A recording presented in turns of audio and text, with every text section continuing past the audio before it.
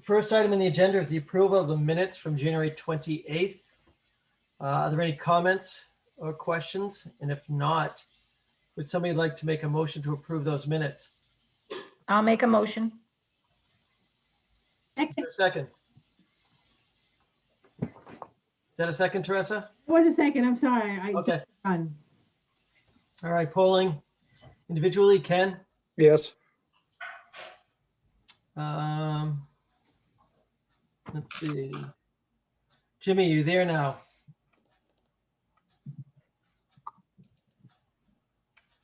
I actually don't see Jimmy. Oh, there he is. He's still there on the bottom, yeah. Yeah. All right, Jimmy, you're unmuted. Are you voting to approve the minutes?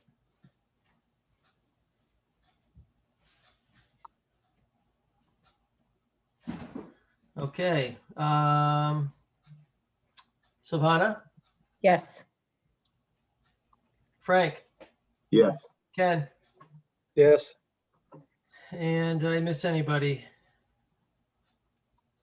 I also approve the minutes. All right, next up is DEP 313598. It's a notice of intent for 41 Church Street, town of Wakefield. Sure, I'll take the lead. So good evening. I'm Bill Renault. I'm the town engineer here in Wakefield, and the proposed project is the rehabilitation of the tennis court located at Betts Field, adjacent to the softball field.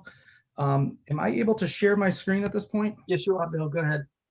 Okay. All right. Let me pull up a map here. Hi. For those of you not to orient you to the map, Church Street's located here on the south of the plan. The intersection to Lafayette Street, the Betts baseball field. What? I'm sorry. I got on Zoom. Yeah. I'm sorry. Whoever that is, please mute your mic. All right. I'll call you later. Bye. So the Veteran Field softball field is located in this area over here, the parking lot, and then the blue area here is Lake Quinnipiac. The proposed project started out essentially as just a rehabilitation of the tennis court area. And going through that, there was some requests to also include some pickleball courts to be added to that. So we've actually had to expand the footprint of the tennis court marginally by about 3,700 square feet or so of additional impervious area. As part of the project, we identified a couple of other issues within the area that were causing some impairments to Lake Q. So we look to incorporate those as part of the project. First piece would be the gravel path that goes adjacent to the cemetery from Church Street by the church. I'm sure as you've walked out there, you've seen several issues with erosion. We have a couple of washout areas that consistently happen. That erosion can actually help contribute to the algal blooms within the lake. Additionally, we also have a discharge outlet that is right near the path as well. So what we did is we proposed to actually pave the pathway and regrade it into a new swale that would be located near the hill. Adjacent to the hill to pick up all the stormwater that's coming down. We're also rerouting the drainage into a new swale, which would then direct into a bioretention area that's located basically adjacent to the lake, similar to what we did up at Gertrude Spalding earlier this year. So really that's the project in a nutshell. Not a lot going on to talk about, but I'd be happy to answer any questions on the project or any questions from the commission. Bill, you mentioned the inlet will now be directed towards the bioretention area? It will be, yes. From the catch basin? Yeah, so what we're doing is we're actually installing a new, if I jump to the next plan, this zooms in a little bit more. So here's the engineered plan. So the catch basin that leaves from Church Street discharges now directly to the lake. Okay. What we're doing is we're creating a new swale that will pick up the flow coming from the hill to the path. We'll have a box inlet structure that will direct water from the catch basins and the roadway drainage to this bioretention area that's located adjacent to the lake. So we've tried to retrofit and pick up as much impervious area as we can to try to treat that and provide as much treatment for phosphorus and nitrogen that we can. Typically the goal for that is a 1-inch storm over the impervious area. We're well exceeding that within the design that we have today. The note says that the tennis courts will be resurfaced. Are they actually going to be dug up, down to the base and completely redone? They will be, yeah. So it's a full, basically a full reconstruction. Will they be lighted? Yeah, the lights that are there will be relocated so that they stay within the footprint that we have, or the new footprint that we'll have. So we'll be working with the gas and light department to do that. They've also are planning to replace the fixtures with new LED lights. So that'll be part of the project as well. Is there anything planned for a wind screen going around the fencing yeah. area?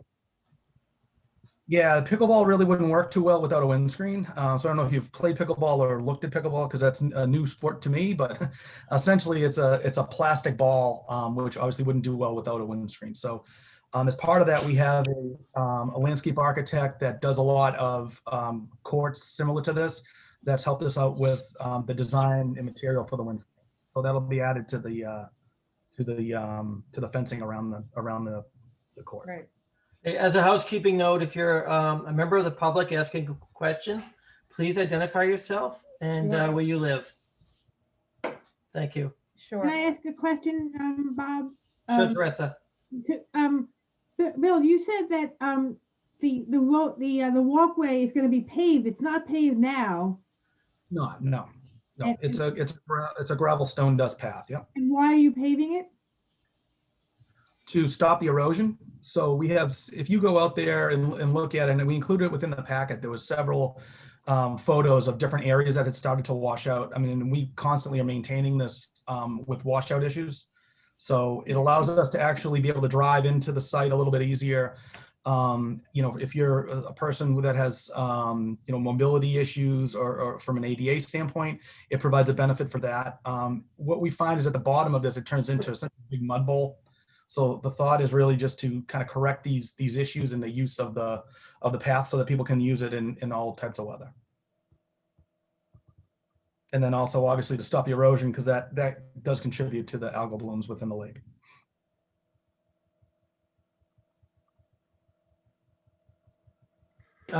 Judy, just for a note, Peter Miller has joined us. Thank you. Sorry, I was a few minutes late.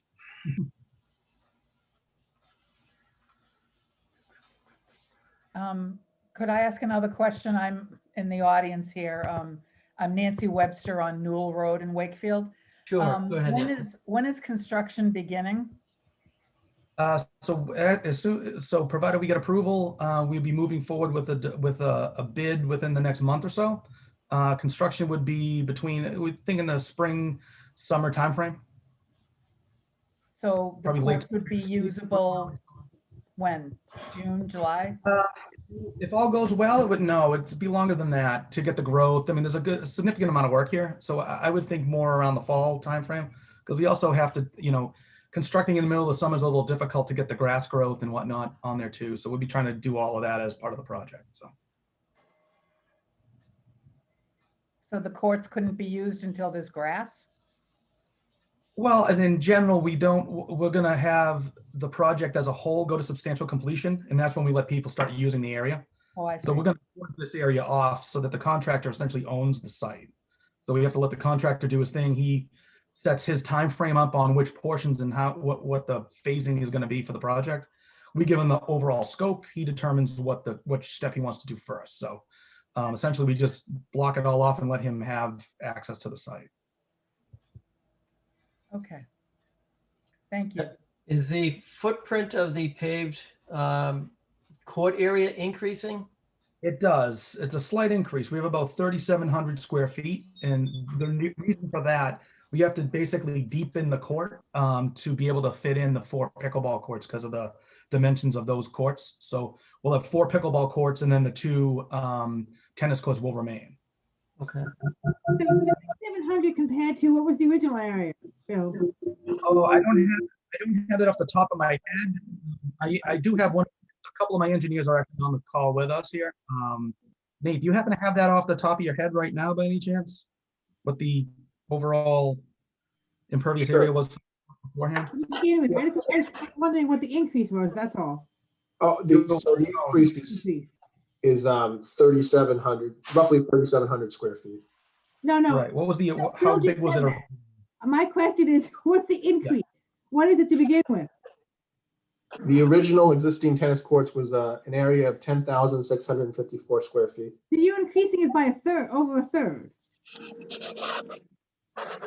30% roughly, yes. But that's due to what Bill said to. No, I understand the reason. I just asked the question. Thank you. Okay, yep, fair enough.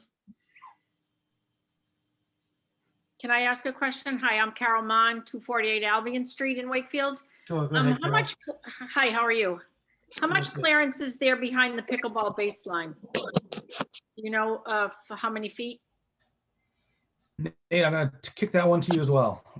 So what we were in discussions with the landscape architect consultant. He was advising us to maximize the ability of the play by providing as much shoulder and back top length. I don't know off the top of my head. I have to go through my emails with him, but I believe it was at least 10 feet. I almost want to say it's 15 to 20. I forgot what the regulations are with pickleball, but it's, you know, to basically provide playability for the players. You also don't want people running into the fence. Exactly. Those wide shots. So Thank you. that's what we aim for. Yep. Okay, thanks a lot. I get the feeling Ms. Mon likes to play a little pickleball and doesn't want to. Just a little bit. Nancy, stop chuckling. Carol Mon and I are instructors for Wakefield Rec in pickleball. So we have a lot of vested interest in these outdoor courts. For a lot of years. Bill, I see a note about proposed invasive species removal. So What we have, species are you looking to remove and how are you going to do it? so basically we were going to go with a cut and dab technique is what our proposal was. You know, to cut down the area that's there, and then, you know, once those are dead, then we would remove them by, you know, with the excavator. So that was our approach, and then we planned on kind of loaming and seeding that with the, kind of a similar mix that we would use for the rest of the site. Yeah, the notice mentioned a monitoring period, but I don't think it mentioned how long that period is. Can you? Yeah, we left that open because I've done a few of these, and the monitoring period has been anywhere from a year to 2, and I've had one that would last the 3 years. So typically the commissions have told us how long they like us to monitor it, and of course I'm open to whatever the commission would like to do. I mean, I'm hoping that we would be able to get this in the first year, you know, because we're really hitting it pretty hard. So.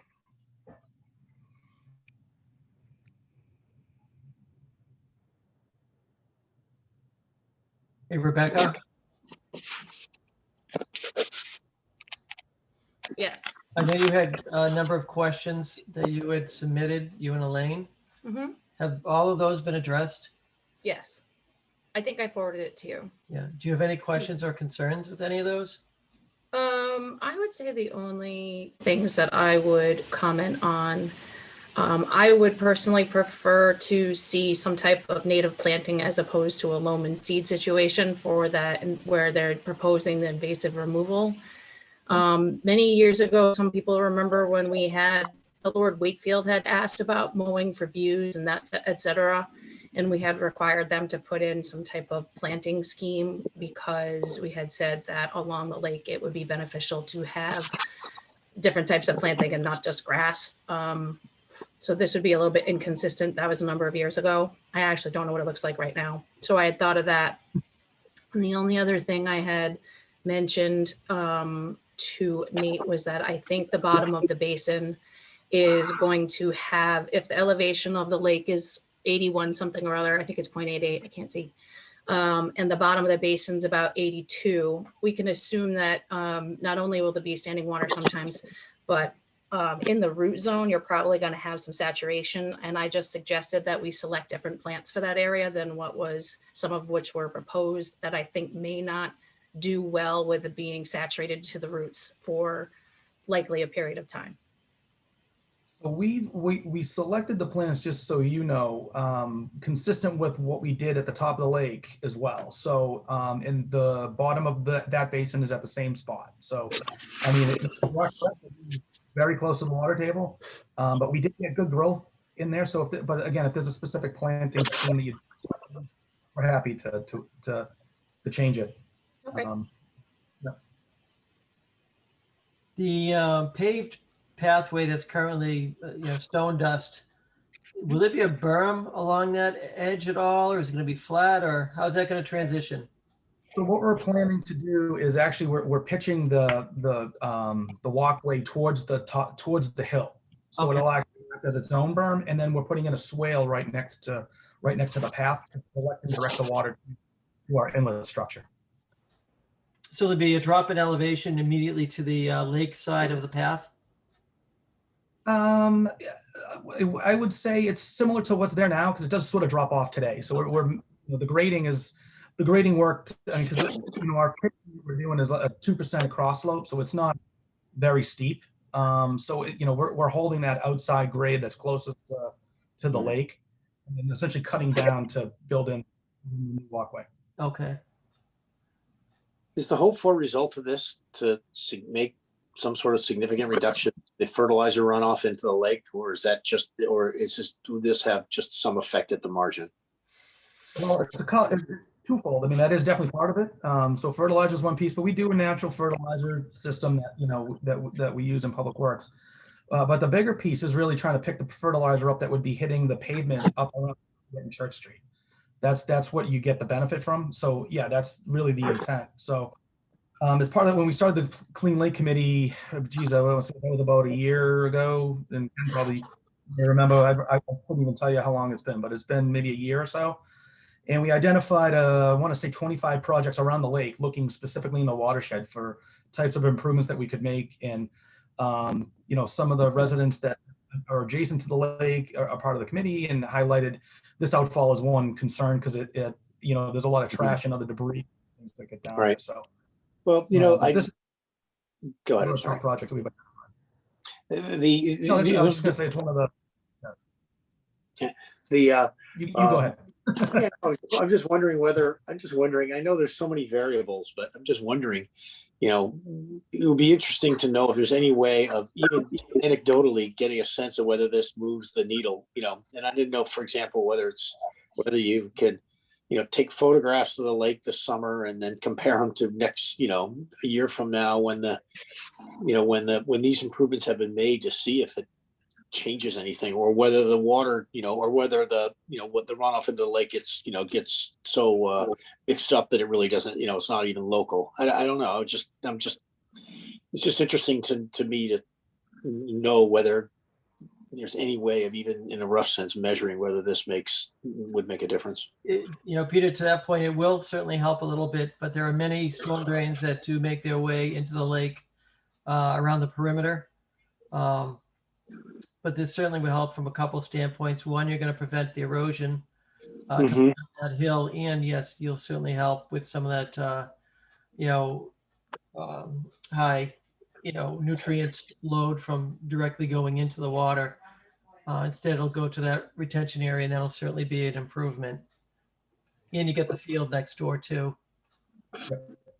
Yeah, so I mean, we're using the methodology from the EPA on how to remove phosphorus and nitrogen. I mean, essentially what it comes down to is if we can treat the first inch of runoff, we find that will give us a 90+ reduction in phosphorus and nitrogen. So we maximize what we could based on our site constraints, and basically doing everything we can in this site. But to your point, though, we're looking at some grant applications for the Main Street side as a larger project through the state, which would, in excess of $1 million. And as part of that, we're looking at a monitoring program that we would be looking to implement, provided that happens. So we would have some pre-testing and some post-testing in serious, a series of locations throughout the lake. Because we have a lot of, lake testing data that we've had over the years. So, so we have some spots that we could actually mimic the same locations, and then some other ones where try to do it really near these outfalls. So that would be looking down the road to do. As a portion of the overall cost of the project, what part of, is it a material portion that's dedicated to the swale and the, in that runoff area? Is that a big part of the overall cost, or actually a small part? A big cost. Oh yeah. This is, looking at this, I mean, I would say we're at, we haven't got pricing yet, but based on our initial estimates, we would probably say about 25 cost, maybe a little bit higher. Because the paving as well, I mean, we have different budgets that we can pick from. So as we've been doing these projects in Public Works lately, what we're looking to do is, if we're working around the lake, we want to try to do whatever we can to make sure that we're treating. So we're pulling from a couple different budgets to, I would say that you're also looking at with the path. The path is a sizable cost too. So the drainage itself, I would say, is probably maybe 20%, and then probably another 35% or so for the path, somewhere around there. Bill, you're fading in and out. We can barely hear you. Oh, I'm sorry. But that's interesting. That so 20% is the path isn't really helping the runoff as much as that's really not part. Path, right? Well, Peter, the path will be pitched towards the hill, so you'll be angling back towards the hill. Away from the, okay. So it is part of the whole thing. Okay. Paved, you're not going to have any gravel or anything else make its way, down towards the water. Okay. Well, that's good. This is very encouraging that this a pretty significant, overall benefit of this is this this runoff reduction. Oh yeah, definitely. Bill, is there any proposed grading changes that are significant? Are you pretty much maintaining all your grades? We are, yeah. The big thing is for the path. We in order for us not to have a railing because it's off the right of way, we need to make sure that it stays below 5%. The path today already does. So they're very minor grading changes that we're doing.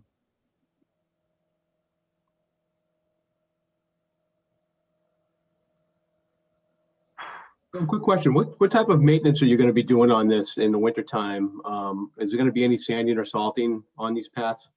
That would be a question from my boss, and I'm going to assume that we would start to do that as part of this. Yes. Right now we don't, because obviously to be honest with you, I'm not even sure if they do now. They may even do it now because it's all mud right now. So, but I would imagine that this would be added to our maintenance plan, because it obviously provides a benefit with the the walking area and stuff, so that you could actually use it now in the winter. I think obviously you want to minimize the use of any chemicals and salts and things like that on these paths. So I'd like to see any plan that you have for maintenance. Yeah, typically we wouldn't salt this. What we would do is just plow it off like you do your driveway. I mean, once you get the sun to come out, it melts everything around there. So that's we wouldn't be salting this. Okay. And just one more question. Where is that infiltration area that Rebecca was, I'm sorry, the invasive species area that you're cutting down and right in this area here. So see where these little plus signs are? So between basically all of the invasive area is right by where the outfall is today. Okay. It's this area with the plus signs. It's about 350 square yards ish, somewhere around there. Okay.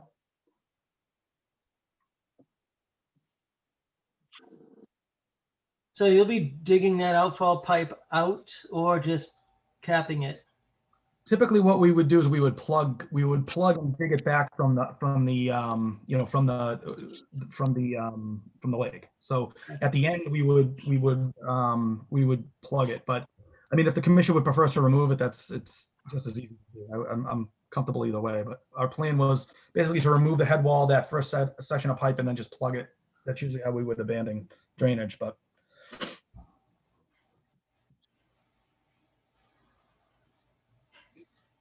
anybody have a preference on which way to go with that? I would just say plug it. It's less disturbance.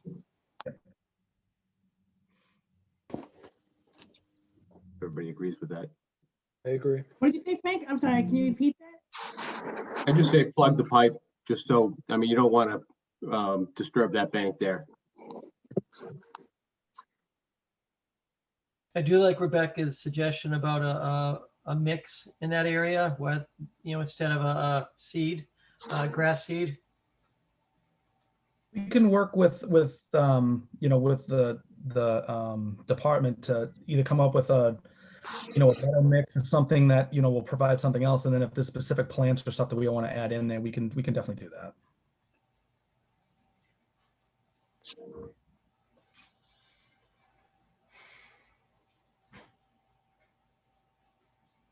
Are there any other questions from the commission?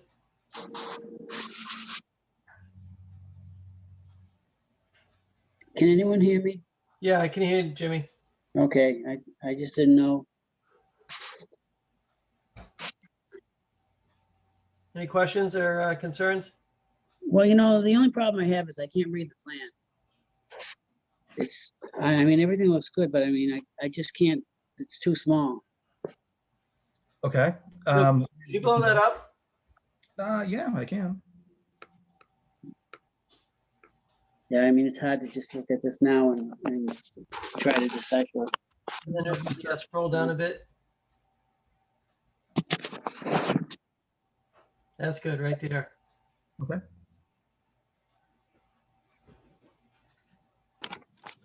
I have a question about the path and how steep it is. I know there is a steeper section that is called out on the plans. Is that a concern when it's paved? Or people trying to get up and down? No, I'm trying to see where you're talking about. Oh, the 6.9%. Yeah. We've edited that. Is that right, Nate? Because that's.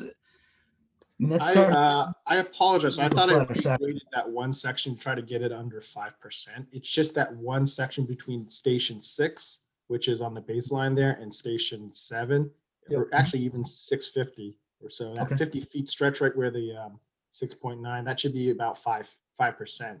So that's the steepest section of the path right now. Everything else is below 5%. Right.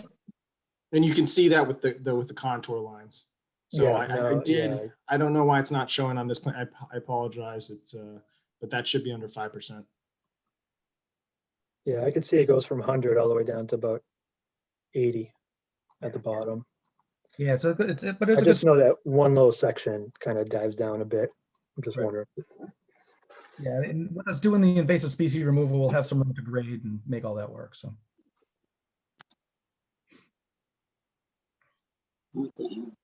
Thank you. You don't expect to have standing water in that bioretention area, do you? No, we did a time to drain calculation. So, part of what we do when we do these is we actually install a special mix to actually treat the water. So it's a compost and sand mixture that has essentially a free draining, situation. So looking at because the one issue is that we are pretty close to the groundwater table, but the one up at the head of the lake, was draining consistently. So we're expecting it to operate the same. So we would expect it to basically be wet for about a day and a half or so, and then dry out. How long has that other one been installed? I can't recall. Has it been a year or a couple of years? Yeah, about a year. About a year. You don't have any photos readily available. I'd like to see how that looks and see if this is if it actually worked well. I could have answered that if I'm on my laptop, unfortunately. I can get that too. I mean, I have them, but just not readily available. I think we actually have some of those. Either Rebecca or Elaine or somebody took some photos. I think of that other area. Yeah. I mean, today, if you're looking at it today, it would have been frozen and full of snow. I mean, because this is only, keep in mind, it's a pretty shallow basin, so we don't have a lot of there's not a lot of depth to it. I mean, it's essentially about a foot deep. So I've gone past it at various times. It seems to be working pretty well. Oh yeah, yeah. I've been pretty happy with it. Okay, how does it operate in conditions like we see right now, where we have intermittent freezing and then we have a 40-degree day and it drains? Do you see any overtopping of the banks, or do you see it consistently melting and flowing through? Does it perform well? Yeah, well, I mean, we have a spillway, so there is a spillway that's built into both of these. So, you know, what would happen is if it overtops, it's really going to go over the spillway, is what's going to happen. And you'd see it during more the melting period, you know, when you get that big melt, that, you know, kind of having that going on right now. So, you know, when I was over at the one up at the head of the lake today, just I figured I'd swing by before I came to this meeting. But yeah, you know, it's I'd say half full right now with snow and ice, and that's what you would expect. You know, keep in mind it's not going to infiltrate obviously during the winter months because it's frozen. So Okay. And there's no danger of backing up that pipe with ice and having it flood upstream. No. We have, I mean, keep in mind we have a swale that's built into it, and you know, as soon as the water starts flowing, it starts to melt everything. And Right. you know, we've done these in other locations too. So you know, I'm pretty comfortable. We're all right with this. Okay.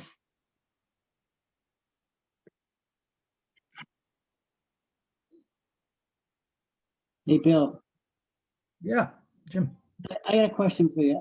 Can you explain this best management practice performance curve with this phosphorus and nitrogen and how that works? I sure can. So that is so those charts are from the EPA, and what they do is they look at you know, specific basically as you treat more runoff, you get a more reduction in phosphorus and nitrogen. That's essentially what those curves are showing you. So what we do is we basically look at the size and the contributing area and how much of it is impervious, and it's basically like a ratio of all of these different items. The rule of thumb, honestly, is the closer you can get to 1 inch of runoff treatment is going to provide you the maximum amount of removal. So we have that at the height of the lake here. We're a little bit below, I think, for our nitrogen removal, right, Nate? Is that right? I think we might be hitting 75 or 80%, I believe, somewhere in that range. So in the narrative, we're hitting everything in the 90s except for TSS. Oh, we're in the 90s. Okay, so we upsized a bit. Yeah, so we're hitting 90% removals on both of these, which is, you know, kind of where we would want to be.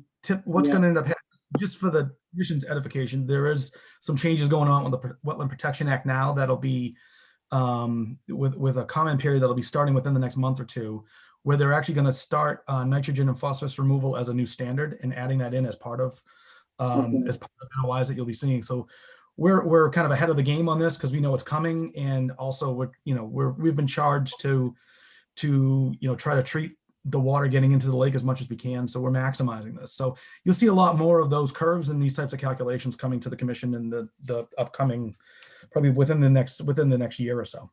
Okay, so do these curves have any? Is there any issue with the velocity of the water in these curves and how much phosphorus and nitrogen you can take out of it? I mean, doesn't velocity have something to do with it? They don't really look at it from a velocity standpoint with the way they ask you to do it. So it's really a ratio of the volume that you're providing for storage. That's how they look at it. So they assume that it when the water has to go and you have your storage that's in there, that provides the removal. So the removal is going really through the media. That's how you're getting it, right? Because we have, I mean, this doesn't drain at the same level as the lake. I mean, it's about a foot above it. So we have a spillway at, you know, 82.9. So anything below that gets out through infiltration. That's how it leaves. Okay. Is there a maintenance plan for the swale in the Forebay?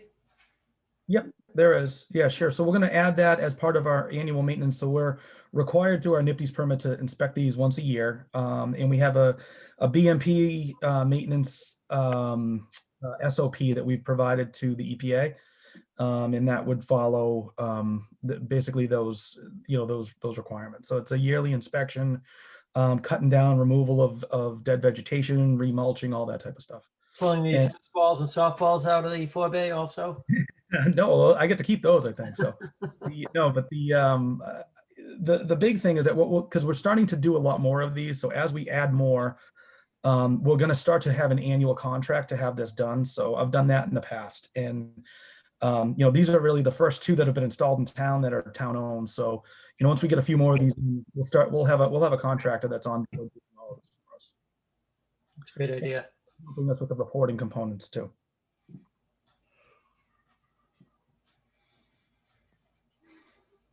Okay.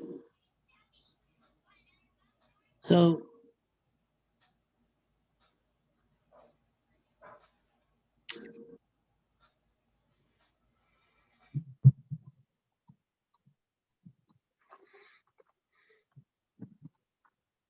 I want to ask you a question, but I'm not sure what I need it, what I'm trying to ask. There you go. Well, hopefully I can answer it. While you're thinking of that, Jimmy, what are you going to be doing for erosion and sediment controls? Hay bales and silt fence, or? We were looking at wattles because it's a pretty flat area for the most part. So we figured we'd do the straw wattles around that. That's included in the first page in the application. Okay. And we'd also look potentially at silt fence around the area where the existing pipe is that discharges, because we have to kind of get into the water a little bit. Right. So we would ring that so we don't push any of the sediment into it. But I mean, for the most part, if you think about how flat it is in the area where most of the work is happening, I mean, it's very, very flat. So we're not too concerned about erosion. The only piece would be the swale. So we also included erosion control matting in spots too. So anything we're disturbing, we would have erosion control mat installed as well. So, we'll make sure that this doesn't become a problem during construction. And Jimmy, if you're still thinking, I have one more question. You have the water level is Lake Quannapowitt at 81.88. When is that? Because I know they add and remove boards at certain times, and how does that change? Nate, did you survey that when you developed the application? I think that's probably around the time we did it, right? So it would have been when actually that water elevation was taken from the survey that was provided to me. I think we had a consultant do that one. So We did, yeah. Obviously it fluctuates. Yeah, that would have been fluctuates fall. there. So Yeah, that would have been from fall time frame of last year. The fall. So is it lowered or is it raised in the summertime? I'm just trying to buy how many inches. Oh, it's a board, so 6 to 8 inches, somewhere in that range. Yeah, I thought they were 8-inch boards, but Yeah, this is the high. This is the high. So I mean, we use the high number as our control. So I mean, we're not. Got it. It will go down, right, during the summer when they lower it to try to flush out the lake. That's kind of the thought process. Yep.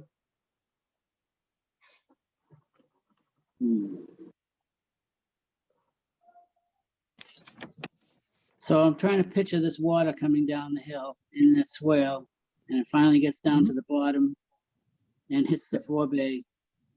This water will never it actually will overtop the Forebay at some point, correct? It's a flow through Forebay. So the way we're doing it is it's actually like a crushed stone. So it's similar to what we did at the top of the lake. So the size of the Forebay is basically to get that first flush worth of sediment and whatnot that's in there, right? So it's looking at the TSS removal, Right. is really what that's focused on. And so it's a flow through berm. So it's really a bunch of stone that the water goes through. It's like a screen almost, right? Okay. Like remember the Gadians from before? It's similar to that almost. So it's a smaller stone. Yeah. Is it entirely constructed of like rubble from the base all the way up? So it's got that feature all the way through, no matter what storm you. Yeah. So so the goal is to you're trying to slow down the water there. That's what we're trying to do, basically. Okay. So as it widens, it slows the water down. So the sediment should drop out. It'll hit that wall and it'll just kind of bleed through to the other side. Exactly. And if there was an issue where that starts to clog, then that would be a maintenance thing that we'd have to look at and replace as needed. But we have the good thing about this with the path, we have good access now to get at it, and we can maintain it. Okay. So the phosphorus removal takes place in that lower area. In the lower area, yeah. Yeah. Yeah, I mean, but again, it's all the same material below. So what's going to end up happening is, even though we don't take the credit with the Forebay as much, but it does provide it just as much. The only difference is that the Forebay usually ends up what ends up getting silted up, and at times can hold water. So we would look to kind of remove that and maintain that. Yeah. Right, all your sand or whatever coming off the street's going to end up in that Forebay. Got it. Yeah. So does the I noticed that it's probably in this 75 pages you have here. But does the forebay get cleaned out every once in a while? It does, yeah. So we're going to be inspecting it every year. We should be cleaning it, every other year or so as needed. So, Yeah. we'll be, it's So a there's- highly visible location. So we'll be So putting, there's no plants going to be planted in there, correct? correct. Yep, correct. And the bottom of that forebay is what elevation? 82, right? 82. Okay. And that first flush, which is a half an inch, is totally contained in most storms anyways, right? How many storms do we have a year that would ever top this thing? These are sized a little differently, actually. They're sized based on your water quality volume. What does for that it to mean? operate. So the water quality volume is it's a requirement based on the Wetland Protection Act and kind of lays out how to size it. So we have a sizing calculation section within the packet that lays out what the water quality volume is. So basically, you have to have at least the water quality volume for all BMPs that you install. If you don't meet that requirement, then basically your structure isn't sized properly. You have to at least meet that. Mhm.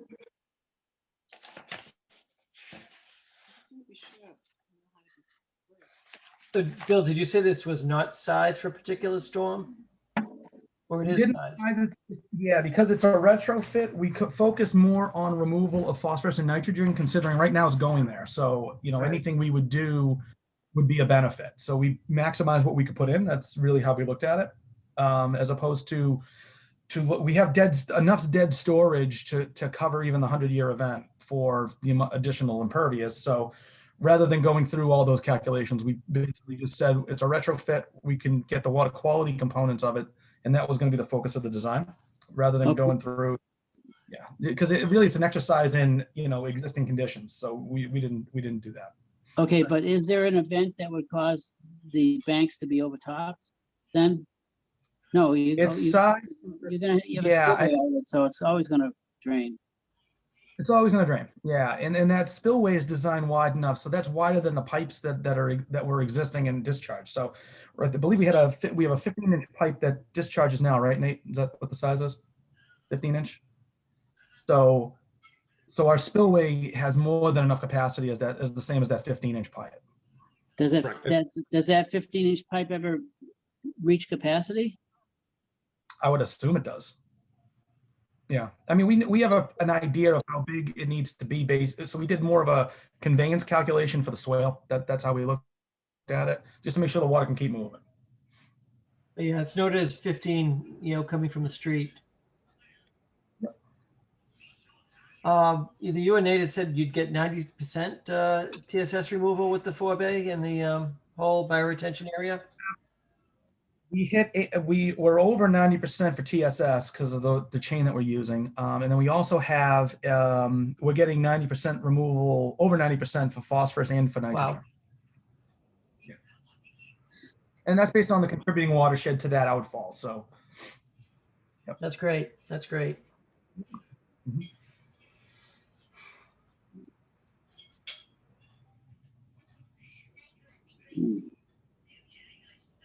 Okay.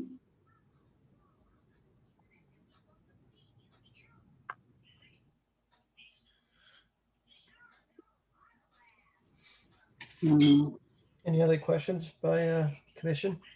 I'm thinking. I'm still stuck on this phosphorus and nitrogen. Like 90%. I know, but it's like it doesn't feel real, like a real. It's Well, the EPA tells me it's real. So. yeah, no, I know. I mean, I'm sure it meets everything that it has to. Correct. I'm just trying to understand how it works and how you actually get, Well, it's gonna settle out in the forebay in the bioretention area.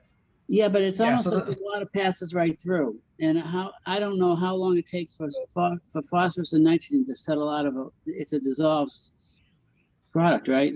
It's dissolved in the water. So how do you actually get the phosphorus and nitrogen out if it's soluble to water? Because it's going to be retained, there's going to be a retention factor with the Forebay and the bio area. And that's what I'm trying to figure out, because you've got Plan. that, the Forebay wall there is porous, and then you've got the riprap spillway, which is porous. And it looks like the water just flows right through it. Right, but that's Well, the almost a foot higher. The spillways, Yeah, the spillway is a little different. The spillway is constructed with, it's more of it's not the same as the Forebay. The Forebay and the spillway are constructed a little different. So Yeah. the stone for the spillway is to stop erosion. That's what that's for. The Okay. Forebay is to allow it to slow up and flow through. So there's subtle differences in the details. But the piece that you're probably missing, which might make it a little easier on you, Jim, is the BMP performance curve that we included is just for bioretention areas. If you look through every BMP, they have different curves for every one. So I probably didn't do a good job of explaining that. So we use the one for the bioretention area, which gets, by using this type of system, the Yeah. plant will not pull up the nitrogen in the phosphorus. That's what that's Right, the because idea. I get, well, that's what I was finally getting to, because I know that like for the berm at the other end of the lake, it's filled with sand, and they have to change the sand every year because it collects the phosphorus and nitrogen cling to the sand particles. Okay. Yeah. But on this one here, I didn't know how it was getting. I can see it now that you said that, because now I know that it's plant uptake that's going to reduce your phosphorus and nitrogen. Right. And depending on the other types Is that of treatment, correct? yeah, exactly. So if I use different types of BMPs, I would have a whole different sets of layers of curves. A whole different curve. I think I Infiltration. understand that now. So Yeah, there's a bunch of different things you can use. So okay. Is there statistics on how quickly a plant can uptake phosphorus and nitrogen? How do you figure that? EPA has a bunch of literature on it. I mean, they're the ones that really push for have these types of sustainable solutions, they call them, or sustainable infrastructure being installed all over the place. So Yeah, I think it's a great idea. yeah, and they've done a ton of studies in different I've been to a bunch of seminars where they talk about it. So I'm sure you can find literature on it. Could you just text me a book or something, or somewhere where you got your literature, and I can look. I'm just curious. I think it's the way to go, and I'm really like to know how it actually works. Yeah, I can give you I can start at least. I can quickly put it on at least the permit itself from the EPA that lays out kind of the thought process behind it. So I can give you that way, and then I'll do a little digging and find you some. There's got to be a technical paper or something I can find on it. and different plants provide different uptake. Yeah, they don't really go to that level of the detail. I think they really look at it as I guess what they've found is it's really about the size of the area, and that you planted it enough and then you have the right type of soil that's in there. Because if it gets stuck in the soil, it's similar to what happens in the lake itself, right? So as all the phosphorus and nitrogen gets into the lake, it sits at the bottom in the sediment, right? So that's the idea. It'd be sitting in this media, and then it gets taken up by the plants as they grow, right?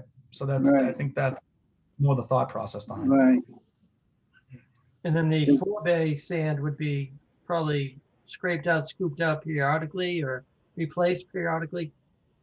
Yeah, well, we basically look until it doesn't infiltrate anymore, because then it essentially clogs up. Then you would replace it. You'd replace it. Essentially, think of it like a sand filter, right? You'd replace the whole media. That's what we would. Right. But that's down the road, like 10 plus years down the road. I mean, so at this point, I've said I've installed better half of maybe 15 or 20 of these, and we had them all work and they perform. So that we haven't really had major issues with maintenance of them yet. I mean, just our annual maintenance that we have to do, replace plants, remulch certain things, that type of thing. But we haven't had any that clogged on me yet, at least at this point. So, Bill, with the proposed invasive species removal, is that a one-shot deal, or are you going to continue doing that until you get it all out? The goal would be to get it all out. Yeah. So we were thinking of a monitoring plan for maybe a year, but if the commission wants longer to make sure it's gone, we'd be happy to do that. And how are you removing it?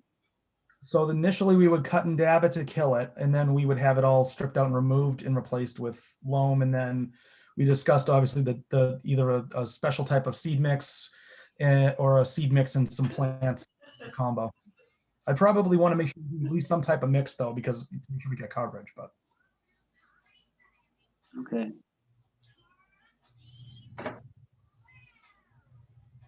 Yeah, Jim, we had talked about that earlier, and Rebecca had made a recommendation for what would be planted in that area. Mm-hmm. Okay, and the reason why you went to asphalt is just for durability and stability and And that's all? well, the erosion's a big one too. So, I mean, having areas that erode into a lake, I mean, that actually helps with algal blooms too. So we try to stop that from happening. So, Yeah. so kind of sort of purposes, I mean, it has an ADA component to it, so people can use it during the winter. I mean, if you go out there today, it's mud, right? So Yeah. Right. you know, and then you also have the erosion piece. So, you know, we thought it Yeah. made sense from in both lenses. So in that area where it does get muddy every year, which it does, are the grades getting changed in that area to help that? Yeah. Well, they'll all be paved now, so it'll be pitched across this. In that section, it would be pitched towards the basin. So, yeah, we would expect it to stay, you know, without puddles. I mean, we've graded this so it doesn't have a bowl. Yeah. So, you know, we've graded it so it will drain. Okay. So what will be the process for that path? Will you put some gravel down, then a binder coat and a top coat? Yep. Yeah, exactly. So we start off with, you know, we're kind of moving around the dirt that's there today. I mean, we have a good amount of stone dust that's already there. So they'd be filling in the ruts and kind of bringing in additional material to get it to grade and that type of thing. Cutting a little bit of it down to make sure that they hit the different slopes that we're looking for. I mean, today, if you look at it, it's kind of bumpy, you know, because people drive on it, and then we have other stuff that's going down there, and people on bikes and whatnot. So, so we would basically regrade that first, and then we would come back with the paving component of it, and then we would, you know, install our matting, our seating, our loam, our seating, and then our matting. Oh my God, I've got my thing back. Look at that.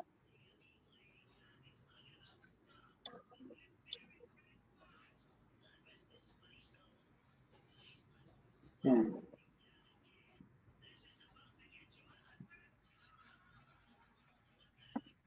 I can't think of any other questions. Anybody else have any questions?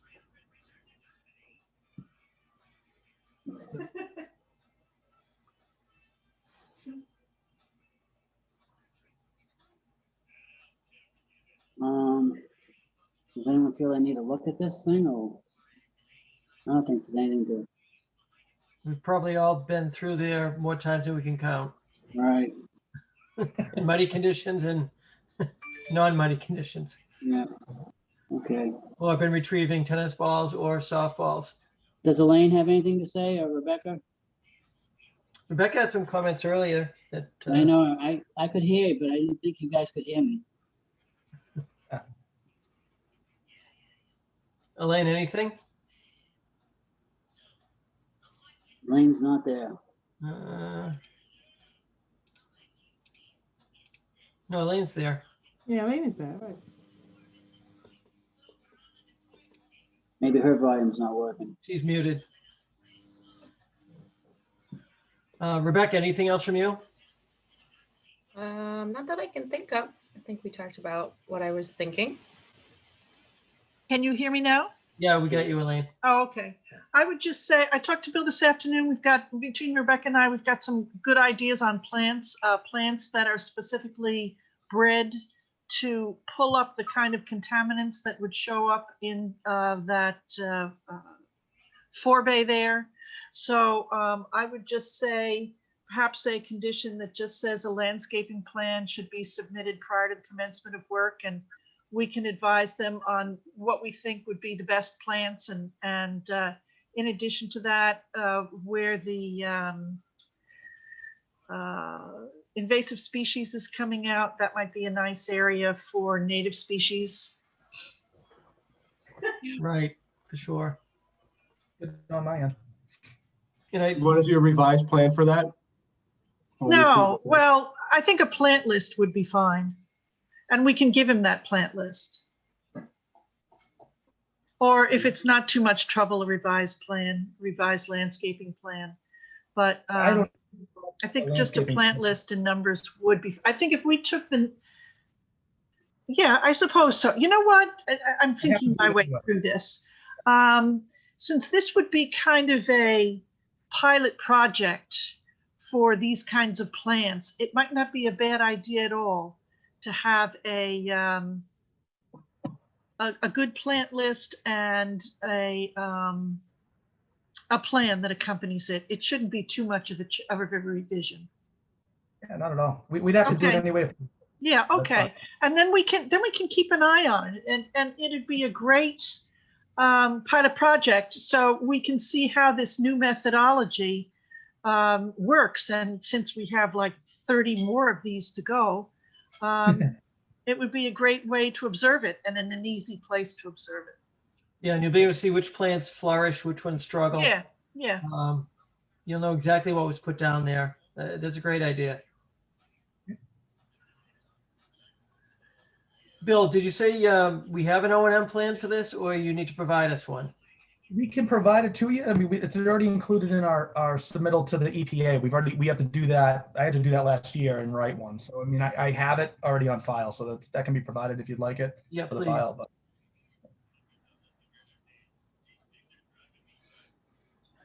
anything else? Any other questions?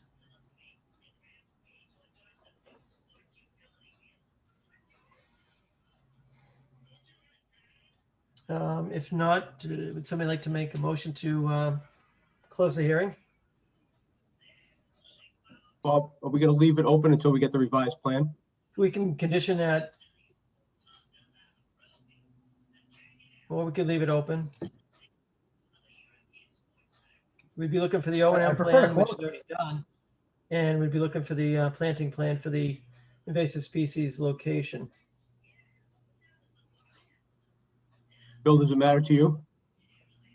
I prefer to close, ideally. Just because we're here. I think they're pretty minor stuff in my mind, but if the commission feels differently. Okay, we can condition it too. Okay.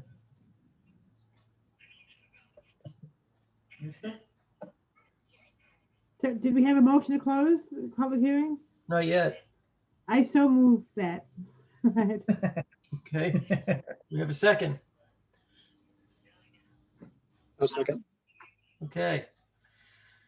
Polling members individually. Ken? So just to clarify, with those two conditions, correct? Yes. Yes. All right, so yes. Jimmy? Yes. Peter? Yes. Silvana? Yes. Frank? Yes.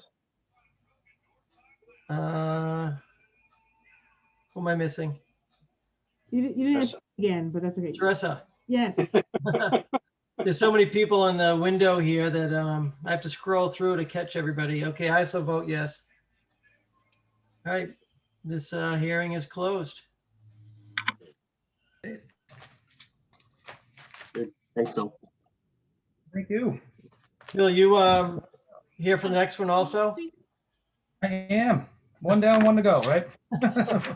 All right, so this one's more of a we're a little running behind by about half an hour, but next up is DEP 313599. It's 53 Court Street. It's a notice of intent for the installation of a new inlet control structure over existing drain pipe, altering 15 linear feet of inlet bank and 100 square feet of land under water bodies. Sure. So just to orientate you to where the site is, the site's located basically outside of the watershed for Lake Q. It is more of a maintenance project than what we've seen with the last one. So our proposal is to install a new inlet box to be installed at the location of an existing inlet pipe in the backyard of 53 Court Street. This is essentially an old drainage ditch or stream from remnant from back in the day, collecting some stormwater and some runoff that comes off of Brewster. Thank you, appreciate that. Running behind the backyard of the abutting property and comes down to essentially an inlet pipe where this box is being proposed to be installed. The resident here has had some concerns with their children around the location. Trying to getting into the pipe and that type of thing. It's in an existing easement that ties down to Jackson Lane, eventually discharging to a wetland system, on the outside of the cul-de-sac. Our proposal right now is to install a inlet control box, 4x4 structure, with the invert matching the stream elevation that's there today. The inlet structure would have some grading installed for more like a trash rack and an overflow system. We're also looking to replace about 30 feet or so of pipe that ties into Jackson Lane. That's a remnant of before they actually built Jackson Lane. So this is an old corrugated metal pipe that doesn't really have much of a bottom left to it. So we're going to where the reinforced pipe is today. So it's pretty straightforward, small project. Looking at this is kind of the colored plan version of it. So essentially what we have is this in blue is the ditch that comes in. The gray would be the new box inlet structure. So if you go to the bottom right corner, you can see an example of what we're actually installing. To the left of it, you see what looks like a catch basin grate with a piece of rebar in front of the pipe. That's what we have today. Obviously, that doesn't really work. And then we have the existing discharge through here, driveway for the abutting property owners. We'll be talking with them about the restoration of their driveway, and it's a block driveway, but we're obviously going to replace that in kind. So that's really the project in a nutshell. It's very, very straightforward. Yeah. And more of a maintenance issue, if anything else. How often is this flowing? This thing flows. I live next door. I live at 55. And what's your name? And Stanley Hornsby. okay, thank you. And while you're treating part of the problem, the actual start of the problem is at the edge of my property, where you have an open pipe coming in from the drainage off of Brewster. And it's about a 10-inch open pipe, no cover, no anything. And I've been there for 43 years with this. And it's actually a sewer pipe, because what I clean out of there, it's a drainage pipe. It's a sewer pipe. Every year I take out dead rodents, dog feces, plastic bags, water bottles, oil containers, toys, general trash, leaves. And twice a year I have to spend 2 days down there trying to clean that up. And no one from the town has ever come down here and tried to help out over this. And they say they have an easement. Well, I think there's some responsibility with easements, isn't there? The easement goes basically to where the box is. So the stream itself, we don't have an easement for. We just have it for the pipe. So you're saying that pipe that runs under 28 Brewster, her property, it comes out onto my enters my property as an open pipe. You have no control after that? After that, we don't. No, right where that discharge is, we have an easement on that property, and then we have an easement that starts back up here where it goes back into the pipe system. So we have the ability to maintain those two sections. Well, I have no problem with trying to clean up down there. I mean, anything cleaning up down there is a benefit to all of us. But the way it stands now, I mean, I sent some pictures. I don't know if anybody got them. Oh, yes, Bob, I resent you those pictures at about 6:45. They should be on your cell phone if you can put them up on screen. Yeah, no, I'm looking, Elaine, and they did not come through. They may have exceeded the, size allowed. I sent each one separately. They should be in your messages. Yeah, no, they're not there. Oh. Send it my work email or my home email? No, I didn't send them via email. I sent them just my from phone to phone. Yeah, no, I do not have them. Oh, I'm awfully sorry. I thought I did it correctly. Elaine, if you can send it via email to me, I should be able to get it up. All right, hold on. Let me see what I can do. Okay, so how do I get it? Let's see. I can send a text message. How can I convert that to email? If you click on the picture, it should allow you to send it as an email as well. All right, would you just give me a minute? Well, the thing I'm getting at on this right here, if I don't clean that up down there, that whole back area floods. 53 Court, Jackson Lane, and it's your water running from Brewster. I don't know how many catch basins you tie into that, but I know that the two directly across from 28 Brewster have a connector pipe that those catch basins stop right there. They don't go down the street any further. They exit out at my property. They do, yeah. No, I agree with that. So I back know, in the but day, before Brewster was I don't built, understand- there I don't was a understand stream- why the town can't just put a pipe from where that pipe enters to, if you want to go to the property line, fine. If you want to go all the way to that new box you're putting in, that's fine too. It would be a benefit to everybody. I mean, Yeah, right now, but two of my neighbors can't use their backyard because of the mosquitoes, because of the stagnant water there. Right. So the reason that we approach it the way we did, so we went out to look at potentially piping it initially, because that was the request that we initially had from 53, the folks at 53 Court, and this is it's a section of wetlands. So for us to do that, we don't have an ability to do that. So we can't fill in wetlands and come up with a replication area somewhere within this watershed. We don't have any easements further beyond it, although I'm sure we would be able to get it sounds like, but we don't have an ability to close up a stream or an old remnant of a stream. So if you look at before Brewster was actually constructed, there was a stream that went across Brewster where the pipe that discharges to your backyard is. So this was like way before even Brewster was there. There was a little stream. Well, I know, but you found a way to bury the pipes up to my property, and then you buried them under Jackson. I don't understand what the holdup would be on this. I mean, that must have been wetland too at some point. In all likelihood, that was. The difference is that we're not 1950. If we were 1950, we would have been able to do all that. But now we don't have an ability to. Well, that's one of the things, my complaints too. It's 1950. I mean, nobody from the town has ever come down to help clean this up.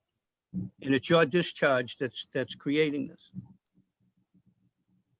I mean, I can tell you we have done work in the easement, at least in the inlet portion that I'm aware of in the last couple of years. But the intent here is to make this more maintainable and to keep things flowing. So it would be much easier for us to clean this and much easier for us to maintain the inlet pipe. So that's why we're doing this. Well, yeah, the inlet pipe, but I mean, all the trash and all the junk that you're saying is collecting at that point is passing over my property. And right now it can't get by. There's a screen there. Somebody put a screen there or something. Do we have a drawing showing everyone's property? I don't know where. Well, I would say that blue, you're looking at that blue stream on this map on there. I would say my property is right at the very end of that. So this is his property. I'm sorry, this is Monica Tiraldo. I'm at 53 Court Street.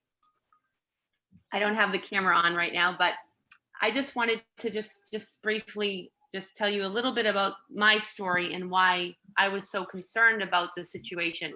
Of course, the water buildup, the pooling in the backyard is awful. Mosquitoes, forget it. We can't go out at night. But rats, I don't even want to get there. But regardless of the rodents and the mosquitoes, my concern was I did go down there one day to see what all this fuss was about. And I saw this massive hole, 24 by 24, open hole that my children, my 2-year-old and my 8-year-old could potentially go through. And I was just in shock that this was just left uncovered for all these years. I just couldn't believe it. Such a liability. So for me, it was a safety issue, a health issue too, as Stan had mentioned, washing up of debris from the street. So between the health and the safety issue, that's when I just was like, this has to be fixed. I started dealing with Clear back in, I'm talking July of 2019. I finally got across to Chris Hunt, who was so helpful, and then William, who also came out back, I'm talking September 2020. So we're from that July, I finally, back in September, got some sort of feedback, some sort of attention, and finally they put a cover over it. I was not so impressed with the cover. There's a row bar going through. It's still pretty dangerous. It's all clogged back there. I will say Stan is right. When I moved into this house about 11 years ago, they did assure me that there would be at least maintenance yearly at least, but that never happened unless I was calling, and it happened only once. And the rest of the time I had to pay out of pocket thousands of dollars to landscapers to go down there and start, you know, taking out debris that was washing up on our land that we can't even use. Sad enough, because of this hole 24 by 24. And when I say hole, that pipe, I actually had to spend another $2,000 to put up a fence to block my own land, so my children didn't go down there and possibly get hurt. One year, a big black dog showed up on my property that came through this funnel that, you know, one of the neighbors had, because they were trying to drain out the water. You know, the neighbors are using it as a draining ditch, which I understand because it's a communal kind of drain. But at the same time, if it's not draining properly, you know, it shouldn't be happening. They're all draining to 53, this easement, but it has to drain properly. And I'm hoping that's what William, his plan here, his design is going to allow. I see Stan's point as well as continuing this. That would be awesome for everyone in the neighborhood. And I mean, that's the only solution, because the trash and the junk is still coming through that pipe Well, wait a minute, which way- off of Brewster. Isn't the pipe flowing from the blue highlighted area towards Jackson Street? That's the outflow. That's your outflow. There's an inflow over on my property. The area that you're talking about, that's the problem area, is the area in blue. And upstream of that, Jimmy, I believe. And upstream of that. Yeah. But that's it's a wetland, is that correct? Bill, is it a wetland? It's a wetland, yeah. So we were looking to see if that was an option. So Elaine and I went out there to take a look and see if it'd be something I could do to culvert it, and if that was an option. And I was told that wasn't an option, so that's why I'm here. So I'm trying to see if I have a better plan that might cover it, but. Well, I know it's not wetland on my property. You have business plans. I was really surprised when they mentioned wetlands. I had never heard of wetlands. Sewerage. That was first, really. And so I was going to get a second opinion there. But then, you know, William came up with this plan, and I said, you know what, this is the first step. At least we're going to do something about this. We're going to get some drainage in there and clean out that area. There's obviously erosion where you see that blue flow there, and then where it hits my land, I mean, complete erosion. And I thought they could maybe somehow build that up, or again, as Stan had mentioned, run some sort of piping in there so we'd have a nice clean flow. But unless you come out and see the area, it's hard to describe. I mean, I do have pictures of the uncovered pipe, the 24 by 24 opening, but they did, as you see on that left picture, existing conditions. They did finally in 2020, September 2020, they finally came out and they put something like a sewer cap over it with a row bar kind of in front. Is that the picture that we see? Is that the picture we see that's existing conditions? Yes, yes. So Bill, our highway crew put a catch basin cover or catch basin grate in front of it with a piece of rebar to hold it against the pipe. But So is that's that what the town did? Town did that, yeah. Excuse me. After I had asked, it's been uncovered since I moved here in 2009. I'm not sure how many years before that, but could you imagine not only being uncovered as a safety issue, but all the debris was just clogged in there, so the water wasn't moving. Where's the debris coming? When you say The debris, you mean branches and leaves? no.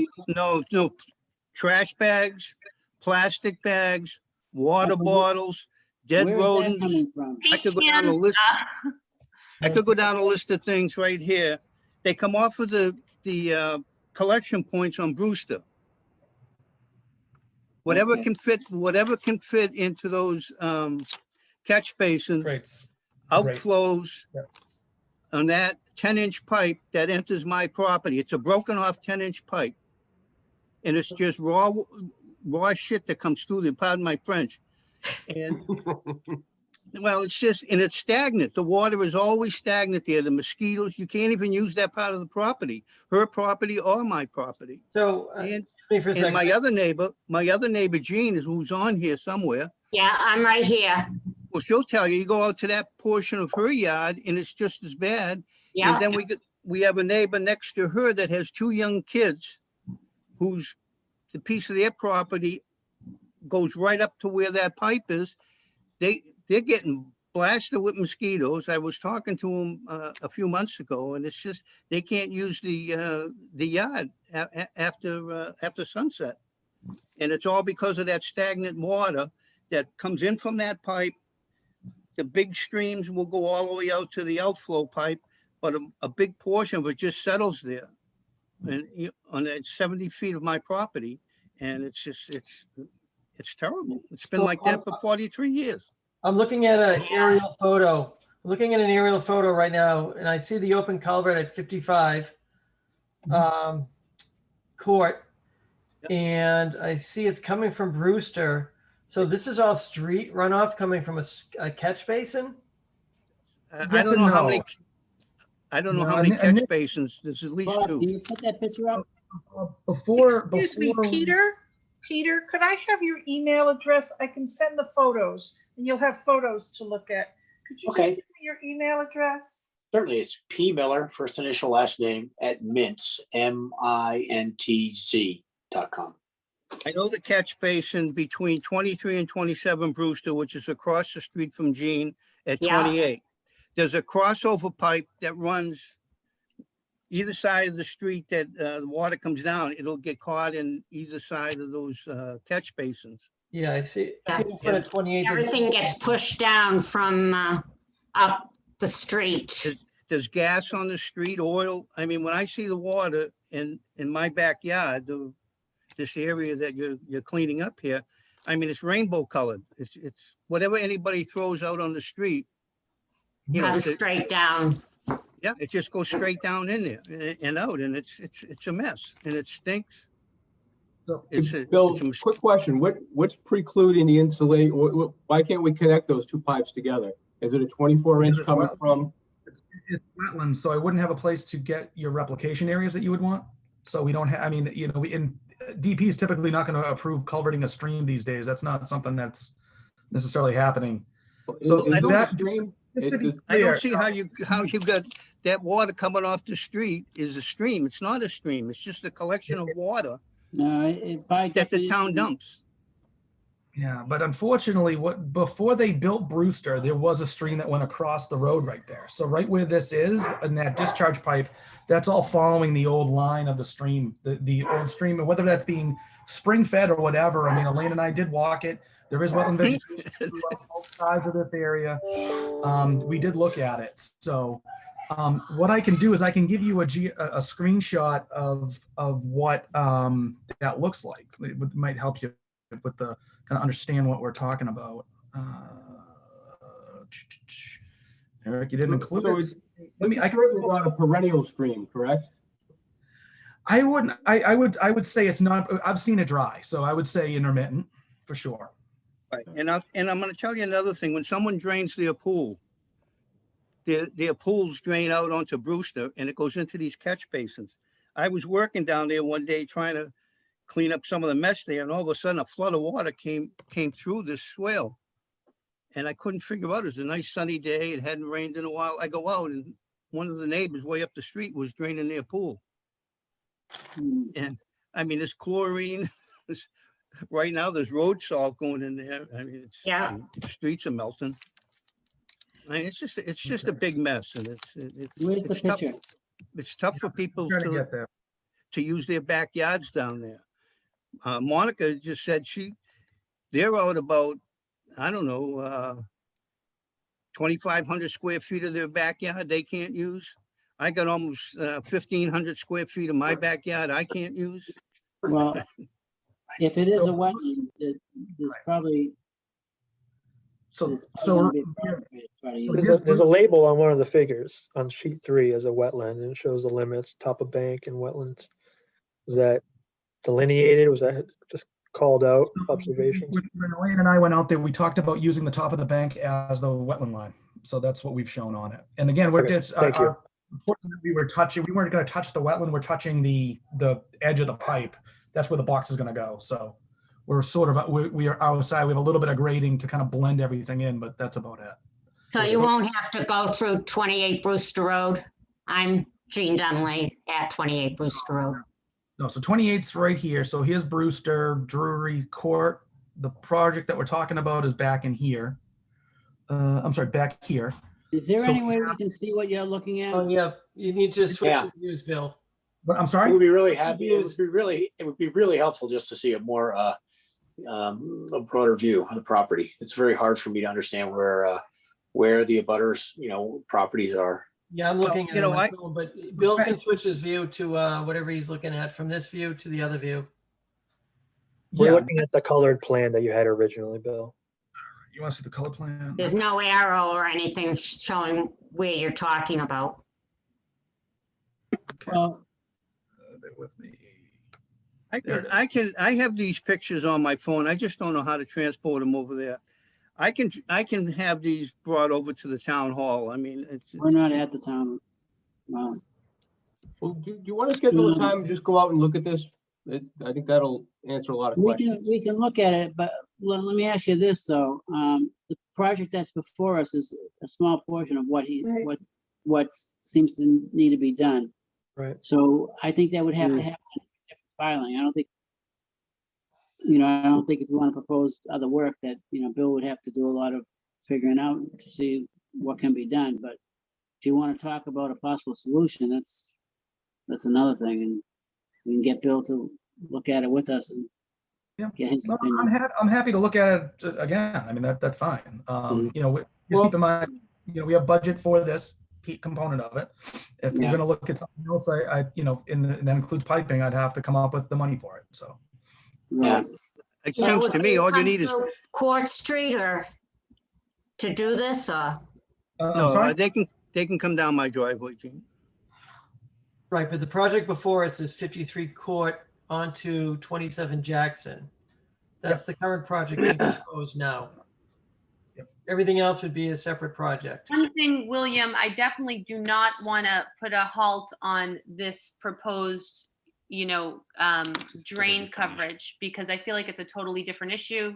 Absolutely. It's something absolutely. we've been dealing with since July 2019, when I discovered the open hole.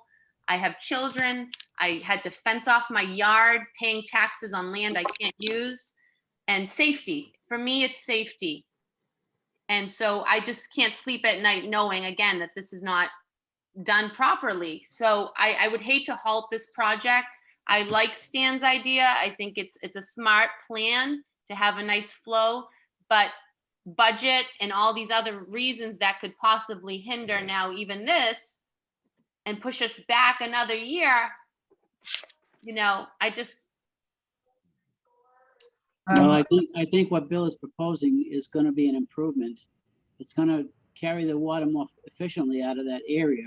Yeah, well, at 55, I don't want to be the cause of stopping this. I think any improvement down there is a plus, but all I'm saying is, all you're doing is you're solving that part of the problem. The creation of the problem is where it enters my property on 55 Court Street. There's a raw, open pipe that anything can flow through it.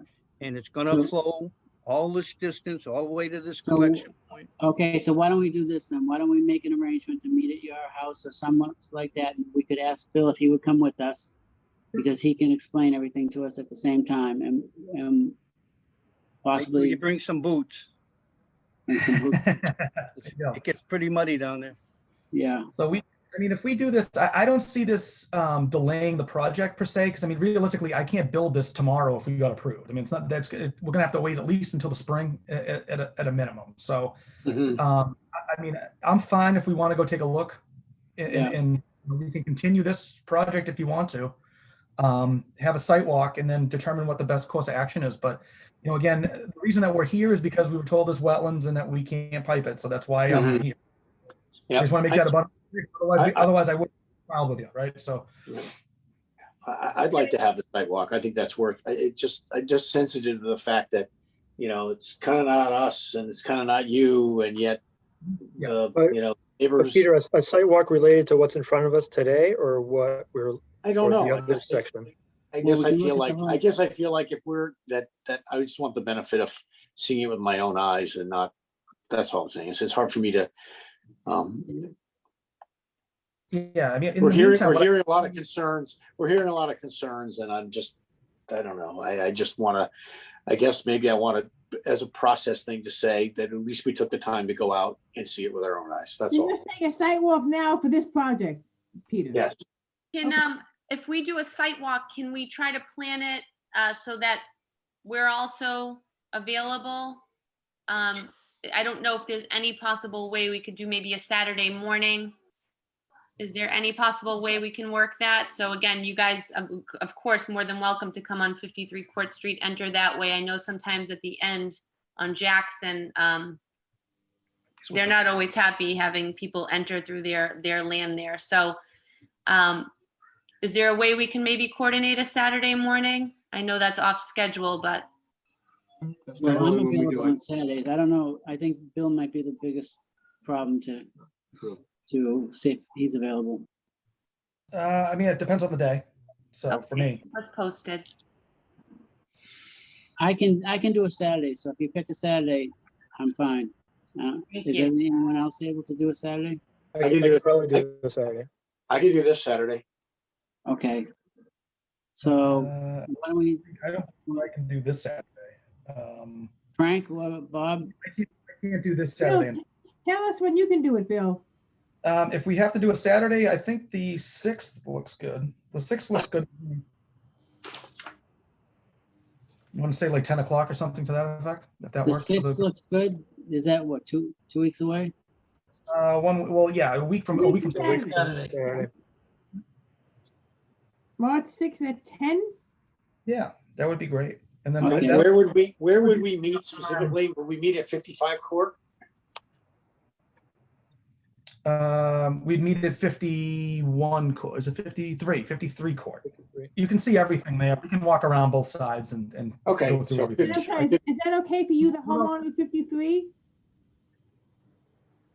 I'm Yes, sorry. of course. 10 o'clock?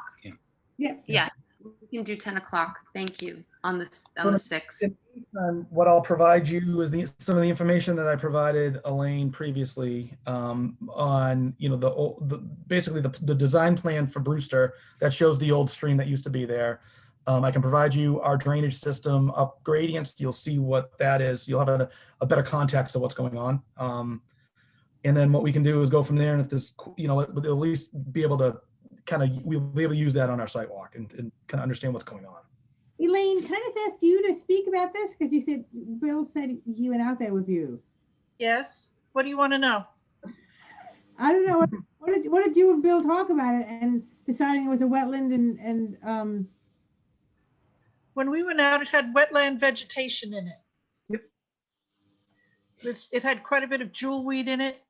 I looked around the surrounding neighborhood. It appeared to me it was down gradient of what would have been the headwaters to it. So it appeared to me to be jurisdictional. Once it was jurisdictional, it led to where we are now. Okay. Thanks, Elaine. Well, I don't think the BVW was marked on the DEP form. I think it was just water under or land underwater. I think I And did bank. consider as an intermittent stream. is the It seems thought. like, But I can adjust the filing if you'd like. No, it just seemed the limits of work kind of overlapped with what you show as a wetland area. It's not a problem for me. I'm just letting you know it wasn't. Look at it as I could look at it either way. So that's how I filed it. But again, I'm happy to adjust it if you think that's a better approach. Bill, you might need to think about the inlet structure itself. If it would accommodate a pipe down, in the future without any major It changes to it. It wouldn't. I wouldn't install this if we're going to pipe it in the future. So from a budget standpoint, that doesn't make sense. I mean, this is a custom structure, so I'd have to look at a budget for it. And realistically, I think we would have the budget for fiscal 22, I believe, because we're going for a little bit extra funding this year. So if I have it, then we'd be happy to apply it here. But again, I'd have to design it, and do some more survey and some other stuff. But if it becomes non-jurisdictional, That was my concern, William. The delay. And again, the safety issue. But again, when you guys come out on the 6th, we'll walk down there and we'll look at the drain and the current situation, and then you can determine if you feel it's okay to really wait until 2022 to do something like that. But if that were to be approved, if that were to be approved. But Bill, did you just say that if you do the proposed project, that would pretty much preclude doing anything greater, right? So I would have designed this completely differently if we were. So in other words, one thing about going and doing exactly what you're proposing is that it makes it less likely that what everyone, a more comprehensive solution would be even less likely to be pursued.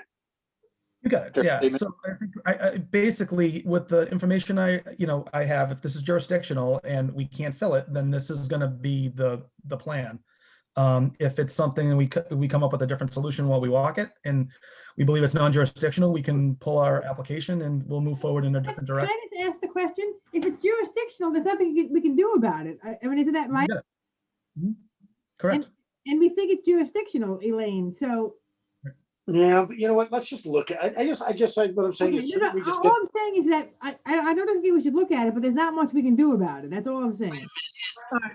Can I just add one thing, Peter? I've sent you those documents. If you want to pull them up to the screen, it might give everybody a better view.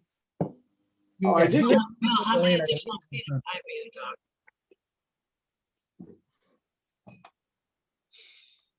Jimmy, can you repeat that?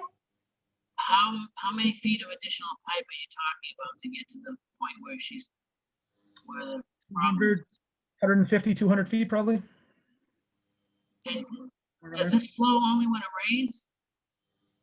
That I'm not sure. I've been there in the fall when it was dry. So you're saying that this might just be runoff from the street? I don't know if there's anybody I could text a picture to right now. I can show you the pond of ducks and everything else. I have many pictures, but again, it's up to you. I did, again, I had landscapers go in there and clean and try to kind of alleviate some of that water, but there was nothing they could do. But if you need a picture to kind of get a better view of that, I have plenty. Peter, did you not get Elaine's pictures? Yeah, there's like 25 of them. Should I send them? Am I supposed to send these on to other people, or? You're supposed to share your screen. See them. Yeah, you can share your screen and show it, or you can send them to me and I can show them. Yeah, that's what I'm going to do. You got that. William, do you want me to text those to you? Sure, fire them away, please. Bill, what's your? I'm sorry, Bill. What's your email address? It's W Renault RNAULT at wakefield.ma.us. I think I have that already. Let me see here. At Wakefield. Wakefield dot. I'm sorry. ma.us. Got it. Okay, there we go. Okay. Yeah, I'm sorry. I'm the last guy who could help get those up on there. No problem at all. That's no problem. It's going to take a minute to go through because looks like there's about 15 pictures.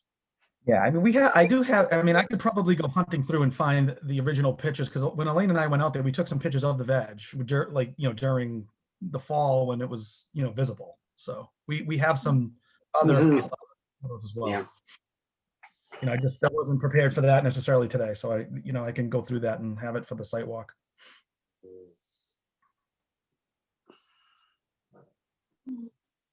All right. It's like, hurry up and wait, right?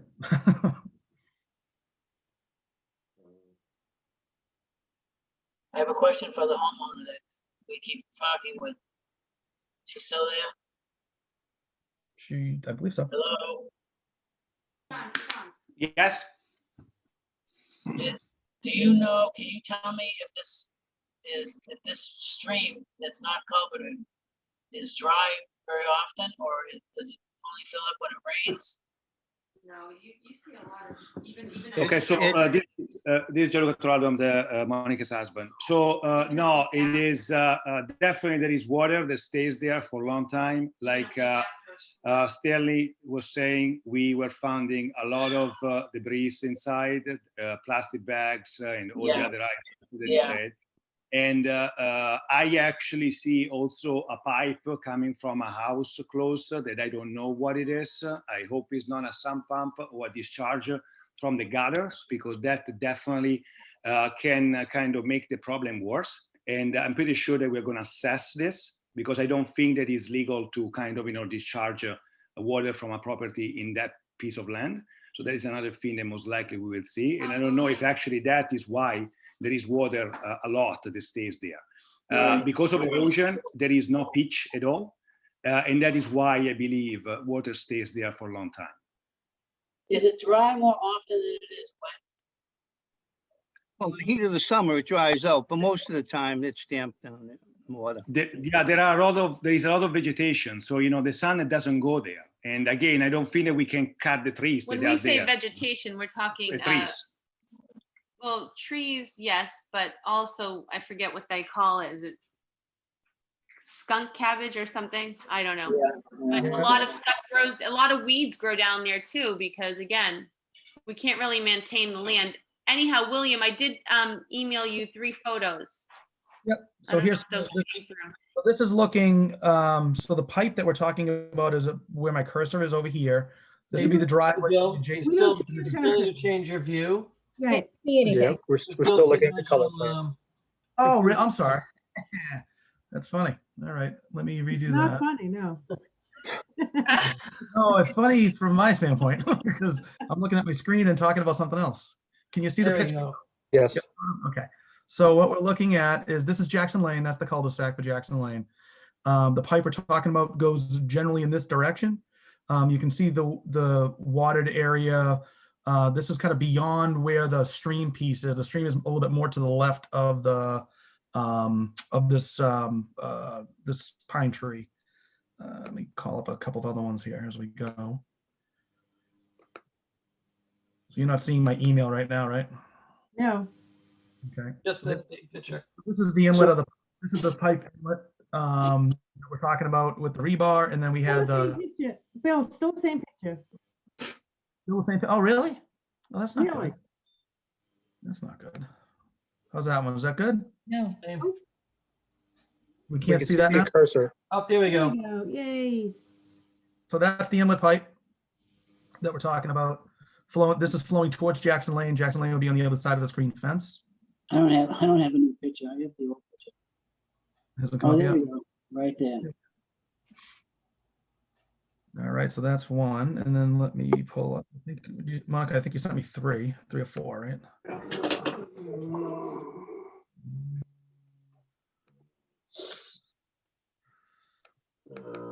So this inlet pipe is on which property? This is on 53. Okay. Yes, this is 53. Yeah, there's not really much more to show. I mean, the other photos essentially a zoom in of the same. So this is what you're proposing to put the inlet structure. Yeah, right, exactly. The inlet structure is going right here with this on this picture that you're showing us. Yeah, basically right where the rebar is. That would be the front of the structure. And then what we're going to do is you can see a corrugated metal pipe. The bottom of this is all rotted away. And Right. there. We're going to replace the corrugated metal portion of the pipe. Okay. And then beyond that, it's reinforced concrete once it gets closer to the cul-de-sac of Jackson Lane, and we would basically tie into that pipe. Okay.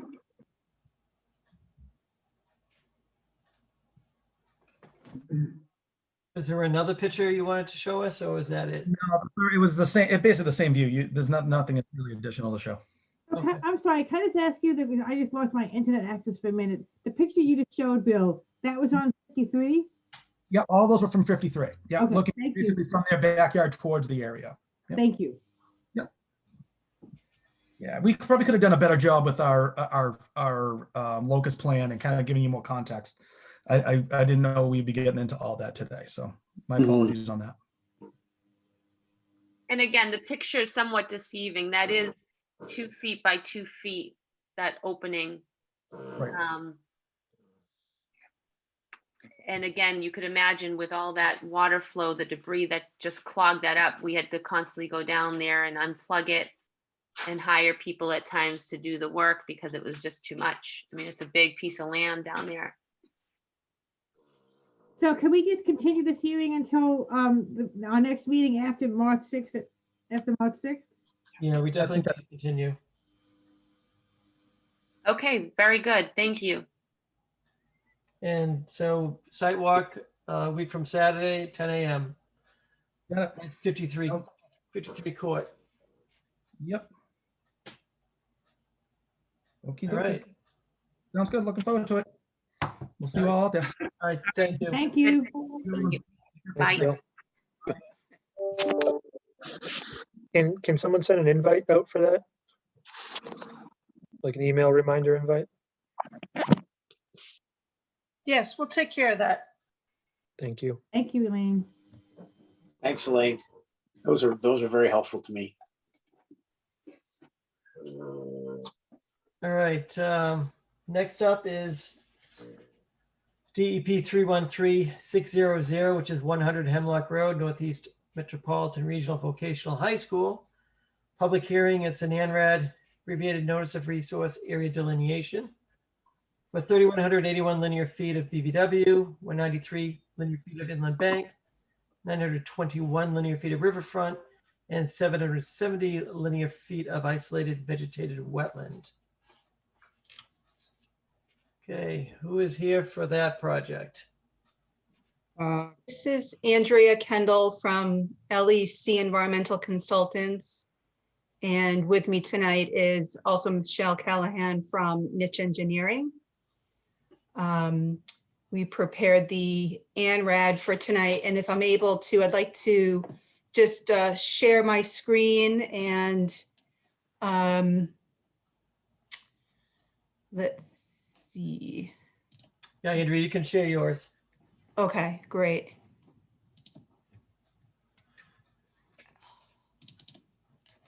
Great. I'm going to show you a couple of, first I'll start off with the aerial just as an overview and then bring up the ANRAD plan. But so as described, this is an ANRAD to approve the delineated boundaries of a BVW, riverfront area. And then we also identified isolated vegetated wetlands. The school parcel is about 60 acres and it extends from the southern extent of Farm Street to the north, where the school buildings, parking areas, driveways, and athletic fields surround the school building. If you perhaps have been to Breakheart Reservation, that is to the east. And there's an access, parking area access where a lot of people enter the open space land. To the east of the property is New England Power Company's electric transmission line. And just to give you some orientation, the Saugus River is to the north, and then the town boundary with Saugus is also to the east. To the south of the property is the Golden Hills Area of Critical Environmental Concern, the ACEC. And then there are some peppered certified vernal pools in red that are off-site, and some potential vernal pools also off-site to the east. There are a series, as I said, of BVW and isolated vegetated wetlands. They are generally located to the north, associated with the Saugus River up here. And then there's an intermittent stream that flows onto the property is culverted and then discharged back off the property, tributary to the Saugus River. There's also a wetland system to the west near the ball field, and then to the south along the boundary with New England Power Company's transmission line, and then a larger BBW system to the south, which discharges through a stream. It must be piped at some point beneath Jones Circle. So I'll bring up also, hopefully I can do this with some ease. Can you see this? A new share. I'm going to do a new share now. Here we go. Yep, we've got it. I'm going to zoom in on this. So this is the school, actually, to the south here is Farm Street. It's just shifted 90 degrees. Here's the school property. And then I'll start off with the northern side. In magenta are the BVW systems. Here's BVW number 9. This is a BVW system that discharges into with an intermittent stream, and it flows to the west. There's a wetland system number 8 in magenta here that's associated with the Saugus River. Green, by the way, is the 100-foot buffer zone. The offsite river was estimated because it was unsafe to go in and access the actual stream bank. So we estimated that based on orthophoto imagery, and the 200-foot riverfront area is depicted here in blue. So that primarily is located within the boundary of BVW, but does extend and overlaps with some upland area, generally within the 100-foot buffer zone there. Number 6 and 7 are connected systems because they're associated with that intermittent stream that flows onto the school property, is piped and then discharged back out. BVW number 10 starts at right at the edge of the transmission line. They're in a kind of a topographic low spot, and then discharges to the north. And then as we work further south on the site, there's a series of 4 IVWs, and they are in orange here just for quick reference. They don't have a buffer zone. They are small in square footage and wouldn't hold enough water to be considered ILSF, isolated land subject to flooding. So at this point, they're not jurisdictional under the Wetlands Protection Act. Could those be vernal pools? I did the site investigation and delineation in beginning of March. I don't recall, this IVW 5 is more depressional than the other ones. And it's hard to say if it could be a vernal pool at face value. I do have photos in the ANRAD. The others are, it's hard to say. We didn't do that evaluation. And then here are 2 BVWs here. The surrounding upland hillside is rolling. It's a mixed hardwood forest with pine as well, oak, maple, hickory, pine, as I said. And then there's an existing path that leads off of Farm Street that kind of brings you into the property. There are some existing paths already in established paths that come through and wind through the hillside here. Andrea, Yeah. this is Bob Brooks. I'm one of the abutters. I have a question. I'm just trying to get the reference on where you're at. Can you tell me where they're actually looking to build the next school? Well, right now they're just. Is that going to be on top of there's a hill behind our house. Can you actually reference in this map approximately where my house would be the last one on June Circle number 7?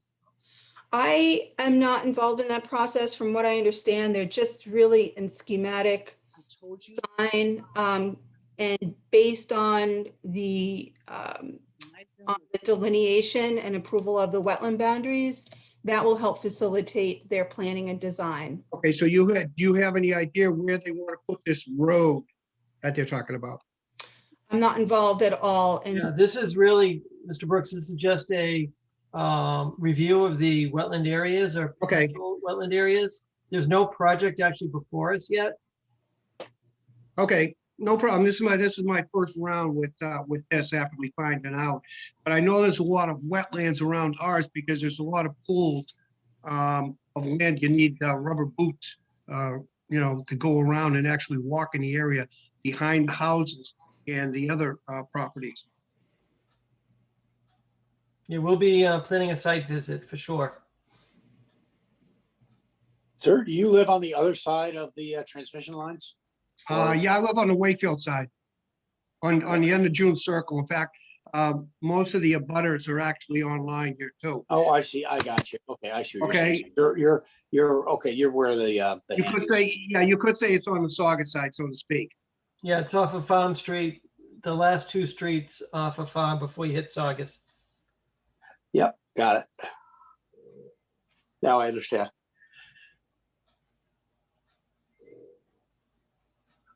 All right, Yeah, so Andrea, go ahead. The bill goes off the property into those, so that's probably where, okay, I see. Yeah, and there's an excessive amount of ledge back there where we do get a lot of water coming in and draining. And one of my neighbors was telling me that pond, was it the BVW1 really gets an excessive amount of water, which actually does drain into the drainage system. I guess I don't have anything else to share, other than to say that in terms of mapped floodplain, none occurs on site, so there's no BLSF. And we did stream stats to support the intermittent stream status of the streams contained within BVW 6 and 7, and that's included in the report. Are the paths close to where, if we wanted to walk along that line, is that easily accessible on foot? Yeah, so I guess depending on how there is an opportunity from Farm Street to walk into, there's an existing path here. This is within kind of a clearing here. So it is accessible. There is a path a little bit of a wet path that goes in between IVW 3 and 3A, and that leads you up into here. And then you can enter from the school property onto Breakneck Reservation property. And there's just on the transmission line, there are paths that kind of bring you Okay. there. So are all these wetlands flagged out there? That's a good question. We'd have to confirm that they are there. Elaine did her site recon and saw flags, I think, on the northern part of the property, but may not have seen things off of Farm Street. So I need to confirm that they're still there. There are flagged. I've walked it. And so I don't know if there's any specific communication on how you do the flags. I've seen flags with two trees with 2 flags, single flags, bold flags. Even some of them trees have numbered markers on them. Okay, Elaine. Yes. Are you there? How far Yes, I am. along did you get on this? Because Well, When I went out, I went out from Farm Street and came into that first wetland that you see there. I followed it up as far as I could. It was very icy, and so I kind of hung on to the fence until I saw where that wetland went. That was the area I saw no flags. Then I went up Hemlock Road behind the school, and I walked in the field behind the school. All of those flags were in. And then at that point, it was just too icy and too dangerous out there. So I didn't go any further. It just wasn't safe that day. It was That probably took you all day to do it. So anyway, what I thought we'd do is, I spoke with Andrea. I thought what we'd do is take a quick walk around next week and just make sure that all the flags are in place. Just make sure all the flags are in place and ready to go. Well, I mean, I kind of feel that, I don't know how anyone else feels, but I think it's an awful lot of confirmation work for Elaine to do. I honestly think that we should have a separate party delineated for the Conservation Commission. I wouldn't be looking to confirm the wetlands delineation. I would just be looking to make sure all the flags are still there. Yeah. So it would be a rather quick walkthrough to make sure that they're ready to go for a consultant. Right. So this is not a small project for us to have monopolized Elaine in this way. So that would be my suggestion. Have them hire someone to come out and delineate it on our behalf. So, and check their delineation. I think that's a great idea. Makes sense. I just have just another question for Andrea. When you did this markings, you know how you have them, the markings all in here and the lineage area. Is this on Wakefield town property and Breakout Reservation? No, to this, what is depicted here, and I'll just zoom in. I believe this line, as I'm following it here up here, is the boundary between the state, or the state / New England Power Company's easement. I don't know if it's easement or ownership, and the school property. So it like very much skirts along the edge of the property boundary. This one occurs ever so slightly on site. So just a few flags were established just to get the buffer zone on here. Okay, so you said that's basically the state. Is Northeast Vocational School in the area on Wakefield town property that the town owns, or is it state owned?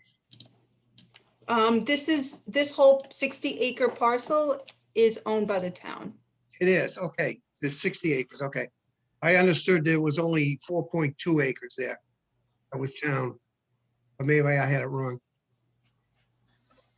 That may be the school area or the developed area around the school, maybe. So can I just ask, isn't the way consultants work is that we hire the consultants because they work for us, and then No. the applicant pays for that? Right. Okay. That's right. It's So not. it's about what consultant we want to hire, and I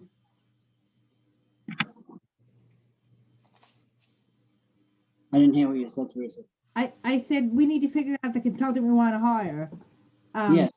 In the scope of what they'll do as well. And inform the applicant of our policy that we have that allows us to do that. Right. The other question I have, it may be a little bit off the track, but when I got the notice as an abutter, my understanding right now is there's only 4 abutters on this, or are there more? Would anybody know that? Was there a butters list submitted with this? Everybody's list, it's very long. I'm looking at it. It looks like there's quite a few. Yeah, I was curious because although we live on Dune Circle, I was on Stone Way and Rivers Lane, and I talked to a couple of the owners of their properties, and none of them got any notifications to abutters. So I don't know if they were all included or was there just 4 that I'm aware of. the list is included in the filing. You can see it. And Okay, within 100, everyone within 100 feet. where would I find that? The filing is the filing on the town's website, Elaine? Rebecca, can you answer that? I don't know if we have started putting them up yet. You know what? I can send it out if you want to. What's your email address? And I will happily send you out Sure. what I have. It's Seisan, SEISAN 78 at hotmail.com. And just so you know, the abutters list was obtained from the assessor's office. So it's a certified list of all the abutters within 100 feet of the property. Okay, so where that red line is, which is the edge of Dune Circle, would all the others on the other side get it too? So I'm just looking quickly at the list. It looks like 4 abutters from June Circle were notified. They were Only within 4 100. people, okay. Yep. So they're within 100 feet.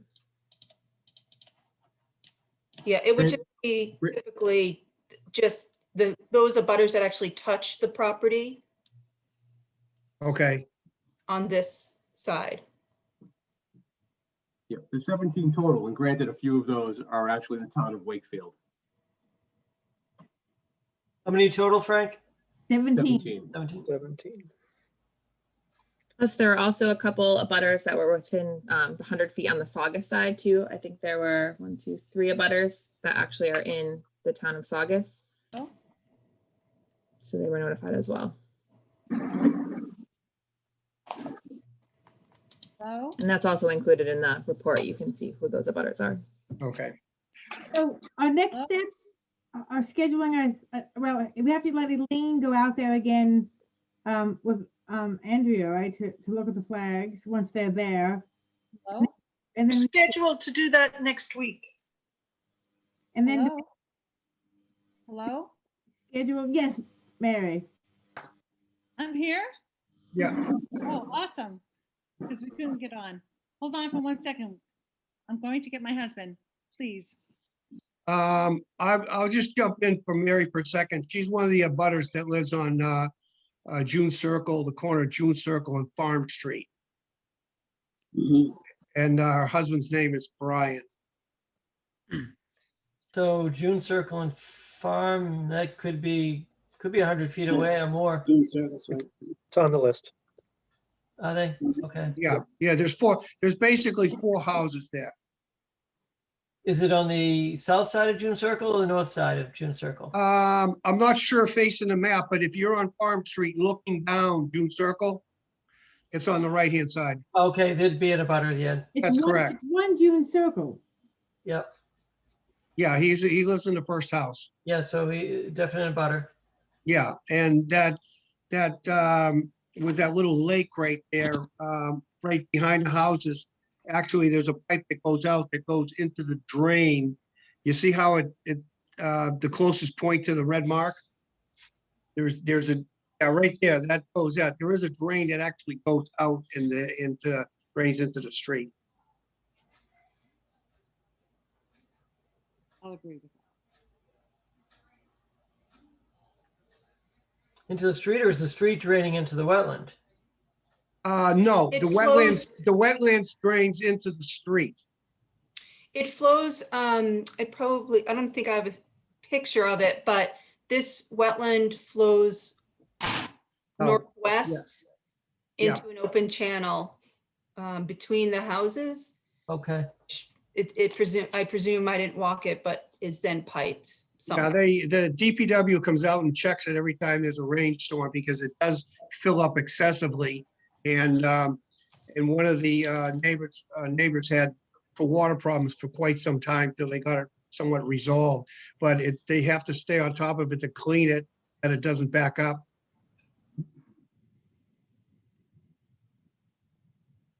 Okay. Mary, is your husband able to speak? No, he has to work tomorrow, so he's in bed. Oh, okay, well, there you go. So is any other further discussion? Yeah, just one other quick thing. I think one of the things that Brian was going to bring up is there's a, what would they do? I think I talked to Elaine about it. There was some endangered species of plants that are back in some of those areas. And what would that do if they encountered them? You know, I have a question for you about that, because I went onto the Natural Heritage and Endangered Species website, and I did not find endangered species plants when I looked at the website. So do you have any idea what plants those are? Yeah, it was called a lady slipper. Was that it, Mary? The lady slipper? Lady slippers. Yeah, they're lady slippers. And there's a few areas in there where they're specifically native to New England. No, I And know lady slippers. If I were to, I'd be curious to know where they are. Could I make some kind of an appointment with you? And well, I guess it's too early. You could show me the general area. Even Yeah, though I it's too early for them to come up, it would be nice to know where they are. right, I could talk to Brian because he walks the area more than all of us, and he would know where they're at. Okay, yeah, I'd like to do that. I'd like to know where they are for the future reference. Sure, Thank you. you're welcome.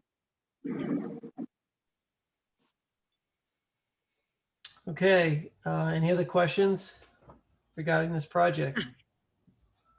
Hi, Sal Rose at 6 June Circle. Go ahead, Sal, go ahead. So what is so hot about this wetland down at this corner of Farm Street as an issue with this project? We're Is just it- seeking confirmation of the wetland delineation and boundaries as a means to understand and facilitate the planning and design. So oftentimes you understanding what is on a piece of property to help site designers, better plan for anything that might come.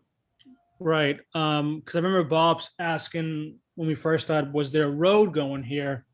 And I think you mentioned that you guys haven't gotten that far yet in the project.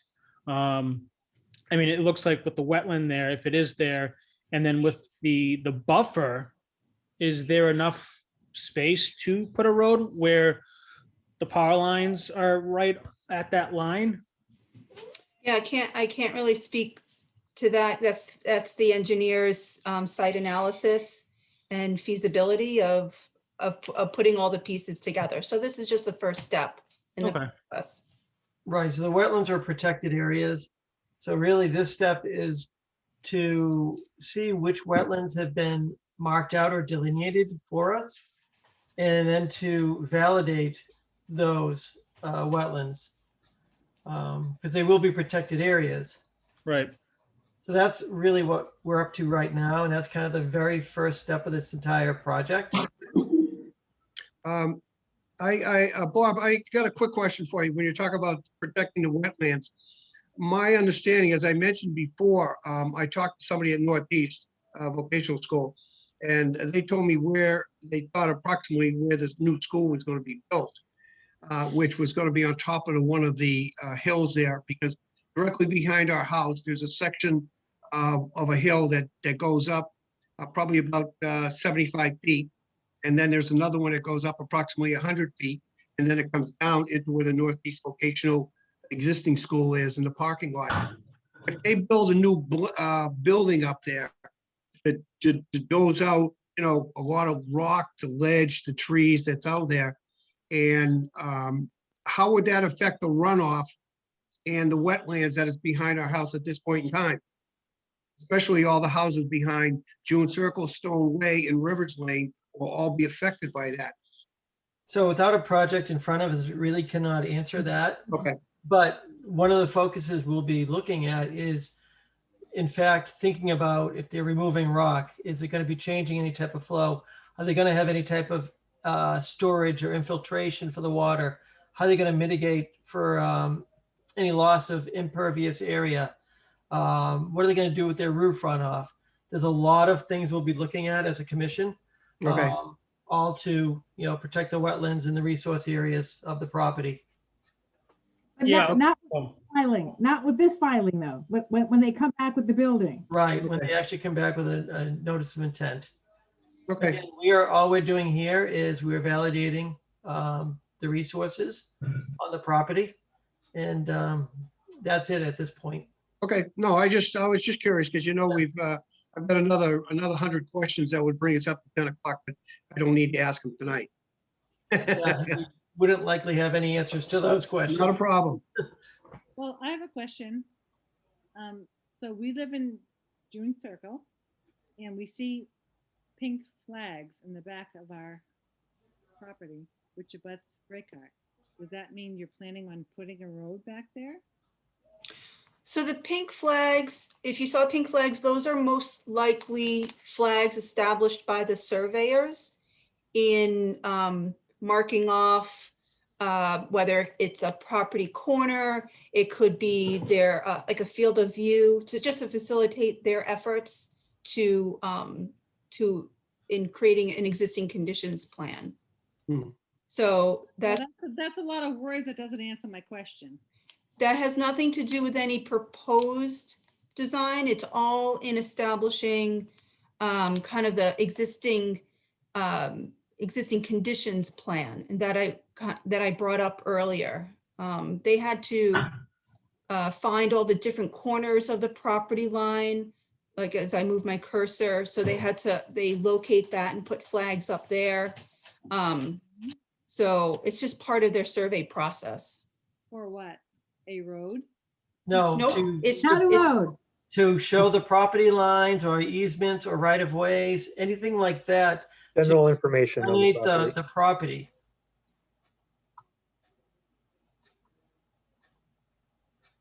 Did that answer the question?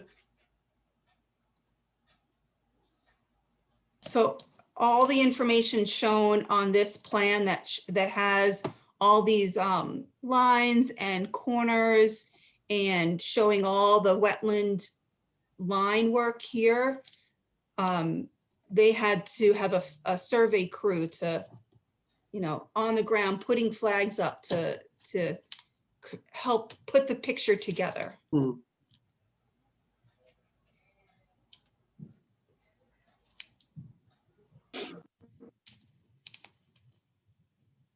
Any other questions? No. Okay. We'll Hi, my name is John DeLay. I live on number 5 June Circle next to Bob. Okay. And I'd just like to note that the corner where BVW1 is, where you show that purple line where it drains off of, that pipe where it comes back to the corner, when it rains and when the ground is especially frozen, it fills right to the top level of basically our lawn. So one thing that may need to be looked at is if something's done further back, potentially it could increase the flow of water, which would affect, all of us on the edge of June Circle. So when we do take the walk through and everyone's there, we can look at that pipe that's currently there that it's kind of similar to earlier in your the evening's presentation, the photo that the other people's yard had. It's kind of a similar situation where I don't know if more water being directed that way would probably create more of an issue. Yeah, that's something that we can take a look at during the site walk. Will we be notified for the site walk? Sure. Yeah, definitely. And how will that notification be? We can pick a time and a date before we end this meeting. But how will that be delivered? Because we're not. Bob, is it possible that the first thing we're going to do is hire a consultant to do a site walk and to do this? And then this is a little different because of the scope of the property. Isn't that your point, Jim? Yeah, we'd want it delineated before we do a site walk. We'd want to have all the flags up and be able to see that. We want to And then confirm. would we not want to have the consultant? And then we would look at the areas maybe that the consultant said need to be looked at. Yeah. I mean, Yeah. I guess I'm asking, what would the steps be? But it would seem to me like we would want the benefit of the consultant having been there before we do our site walk. I think you've got it right. Yeah, we also want to Absolutely. make sure it's safe to be Yeah. walking through there, Yes. snow and ice. Yeah. But we wouldn't be able, it's gonna take a little while for them to get someone organized for this. But that would be the right sequence. Have the consultant go out, do the delineation. We can go over anything with them at that point and then do your sidewalk. And it may So we won't be require set. local- So the point is, we're not going to set the time for a sidewalk tonight. That's Not the point. tonight. I don't see how we could right now. Yeah, So my Um, question is, it's going to be email, snail mail, phone? How will this be notified? We're going to have at least another couple meetings before we do a sidewalk, I think. I get that, but how are we going to be notified? That's what I want to know. Well, I mean, do you have a suggestion? It's a simple question. Do you have a Email, suggestion? email, phone, how are we going to be notified? Yeah, if you gave us your email address, we could do it that way. Well, no, we got a. It's snail mail- posted, it's also posted on the town website. No, excuse me, we got a certified notification of this meeting. So I think if, I'm not speaking for everyone, but I think we should get a certified notification of So this. you got a certified, that's required by law to do that. Required by the Wetlands Protection Right. Act for that, for this. That's why it was. All right, so let's make an agreement. How are we gonna find out about this survey? You can always give the office a call and I'd be happy to give you the latest No, information. I'm not gonna give the office a call. We're the abutters. We want to be notified when the. You were notified of the project and at that point it becomes your responsibility to follow, but I'm happy to send you an email if you email me at rdavis@wakefield.ma.us. Then you can send me an email. No, spell it slowly. R. Davis. DAVIS. Yep, at wakefield.ma.us. And when I learn of the site visit, I can send you an email. Thank you. You're welcome.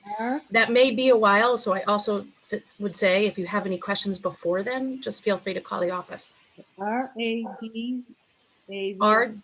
Davis. At Wakefield. .ma.us. It's also on the website if for some reason there's like a misspelling. We just want to be aware as neighbors. So if you send me an email, when I learn of it, I can send them back to you. Thank you. Just one more thing. Is it possible I could get a copy of that linear measurement map that you have there? This presentation plan? Correct. Where you have all the markings are, because, you know, where I'm out there, several of us are out there, I can actually take a look myself to see how the markings are set up. Yeah, I mean, I can provide this to the town and they can distribute it. Or you could just make a copy and send it to me. I mean, if that's fine. Usually we'll just, at this point, it's easier to email just because of our printing capabilities these days. And this is a large PDF. It's 30 by 42. An email would be good too, so we could see the detail of everything. Okay. Can I just say one more thing? So it's RDAVS at Wakefield at what? CS? It's R Davis at Wakefield .ma.us.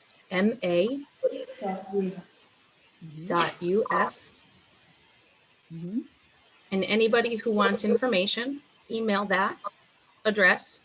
And if it includes a copy of a plan, I can send it back to you. Just when you email me, indicate what you're looking for. And if I can answer right away by forwarding you a plan, I will do that. And if it's for something for the site walk, I will obviously get back to you. I'll leave it unread and then I will get back to you when I learn of it. Oh, thank you.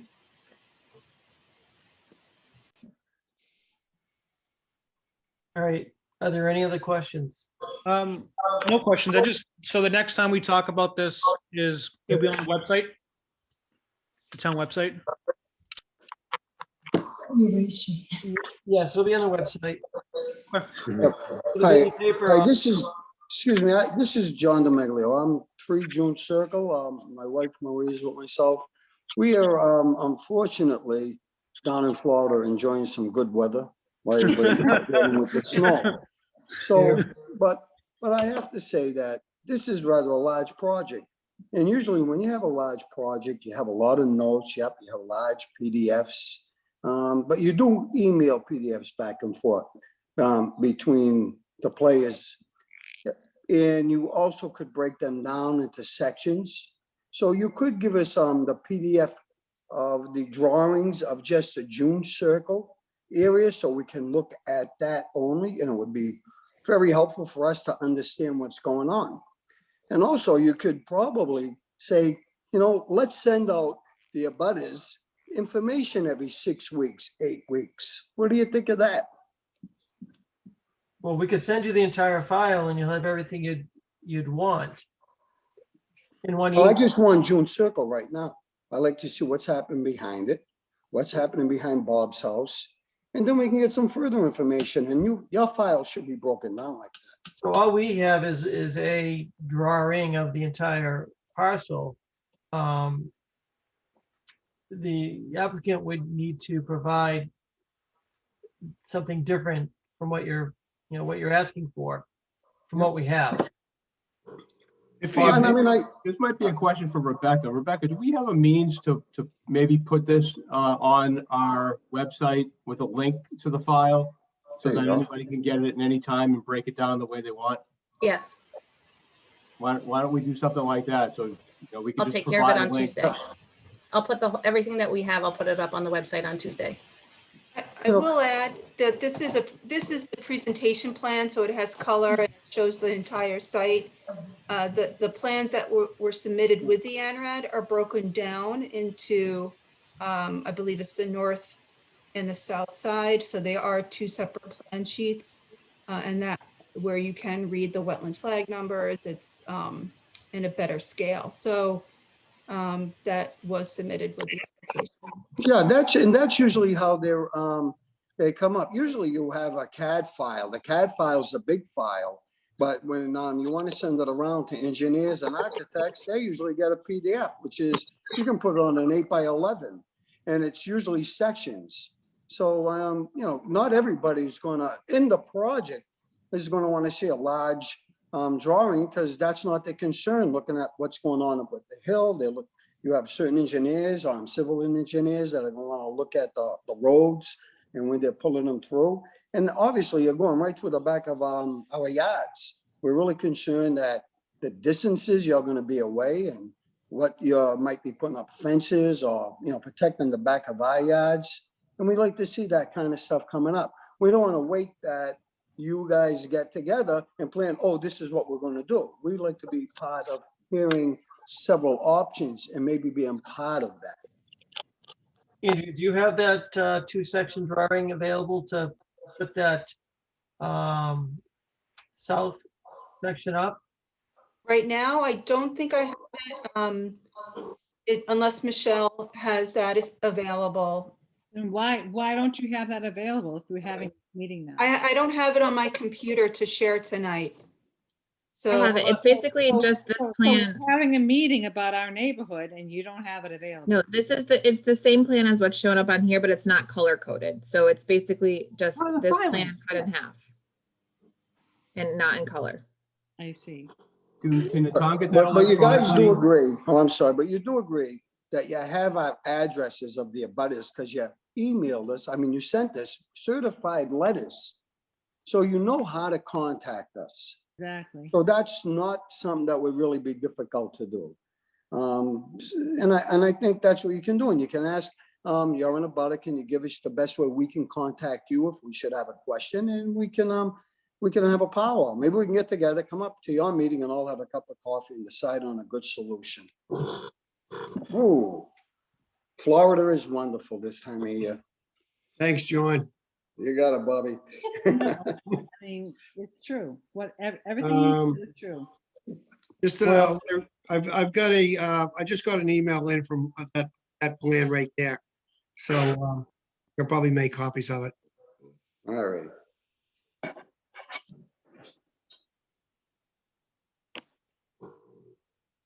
Okay, is there anything else? Should do it for tonight. The files that you guys are gonna post on Tuesday, is that on the Wakefield website? Yes, it'll be on the Wakefield Conservation Commission website. Thank you. Will this hearing be continued for 2 more weeks, or I expect, I'm not sure there's anything to be done in 2 weeks. I thought that might be helpful for the abutters to know when if this won't be on the agenda for 2 weeks or not. We need to talk about a consulting firm. So can I just say one thing? Just want to mention my husband's list here about the aquatic life. The American bullfrog and toad, the green toad, the leopard toad, the springpool pond, the vernal ponds. Are we not talking about these We've already talked about those. and we don't care, or? No, we've asked about the possibility of vernal pools. It is a topic. I'd like to add, if you have information that you want the Conservation Commission to be aware of, could you send it to the Conservation Office? Oh, he will. My husband will. Okay. Yeah. Thank you. So Bob, should we, I'm sorry. You just muted yourself, Teresa. Should we ask to see a list of possible consultants that maybe Elaine or Rebecca can send to us that we can hire for this? Sure, they can send us something around. A couple of the ones we would consider are actually already on right now, so changes that a bit. Yeah, But we can't use them, no. yeah, exactly. But anyways, yeah, Rebecca and Elaine both have lists of possibilities. And they can do some work and let us know what they have. So would we have to approve a consultant in a hearing as part of the hearing? Is that, I guess we would, right? I'm just questioning, I thought vernal pools are protected in Massachusetts. You have to be certified. And what if they are? We have to get them certified then. And what if we can? What do you mean, what if you can't? And what about the point source of the pollution to the Saugus River? That's not even our project. We're talking about breakout here. What about the non-point source, rain and melting snow? We don't have a project in front of us to talk about those things. There's no project. This is the delineation of the wetlands. Wetlands, that's all we're doing now. Talking about the wetlands, and this is what I'm talking about. The delineation of the wetlands. Right, and we haven't, we're just in the process of doing that. So this is all will be discussed. There's nothing before us that's going to change any condition at this point. Those are all topics that we would talk about when we have a project in front of us. Just so you know, the Saugus River is the third most toxic in the state. So any runoff in that river is not good. Yes, we have certainly very familiar with the Saugus River. Well, I'm glad Any you issues? are. I'm glad you are. We're just talking here. So thank you for your conversation.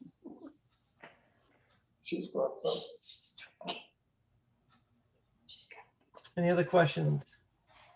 Peter, do you want to finish your thought? You had some, you started to say something.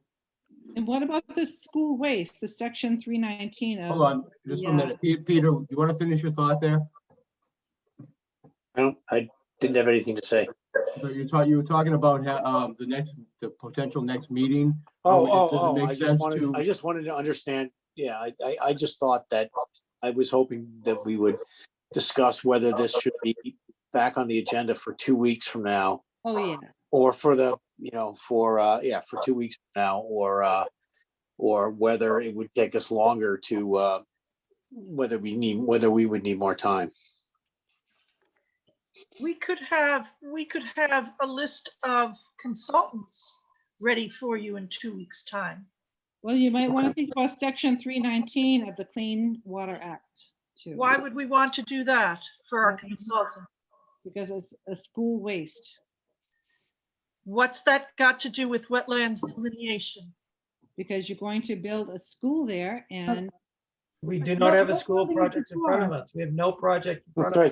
Right. There's step 1 and step 2. Step 1 is just to, on a map, identify the Well, let's think about environmentally step one. sensitive areas. let's just think about step 1. Excuse me, you keep interrupting. Let us finish our thought, then you can respond. Step 1 is to just identify on a map environmentally sensitive areas. And then step 2 is, put it this way, if they proposed a project and on an environmentally sensitive area, that would be a waste of time. So they want to identify the environmentally sensitive areas. Then step 2 is they propose a project, and all of these questions come to play in step 2. This is step 1. Well, just Good questions, just not in this part of the. No, I understand. It's not here. Because I'm trying to understand the environmental impact of this area, which is the step 1. But There's nothing proposed that would nothing impact impacting the area. at this point. Mary, can I just cut Mary? What it is basically, there's no project going on, all right? So they can't make any decision on that. But once they try to develop a project, if say, for instance, the road they want to propose comes across behind our houses, and because of the greater area of wetlands, they can't do it, then they would come back to the architects and change the road farther out, maybe over where the utility lines go. So they can't build anything. This just gives them an idea of where they can build or cannot build. So the questions at this point are irrelevant. All right. Thank you. Thank you is right. Bye, everybody. All right, so back to Peter's comment. So for Elaine just mentioned 2 weeks from now, we can just have to look at. Have a list of possible consultants to look at.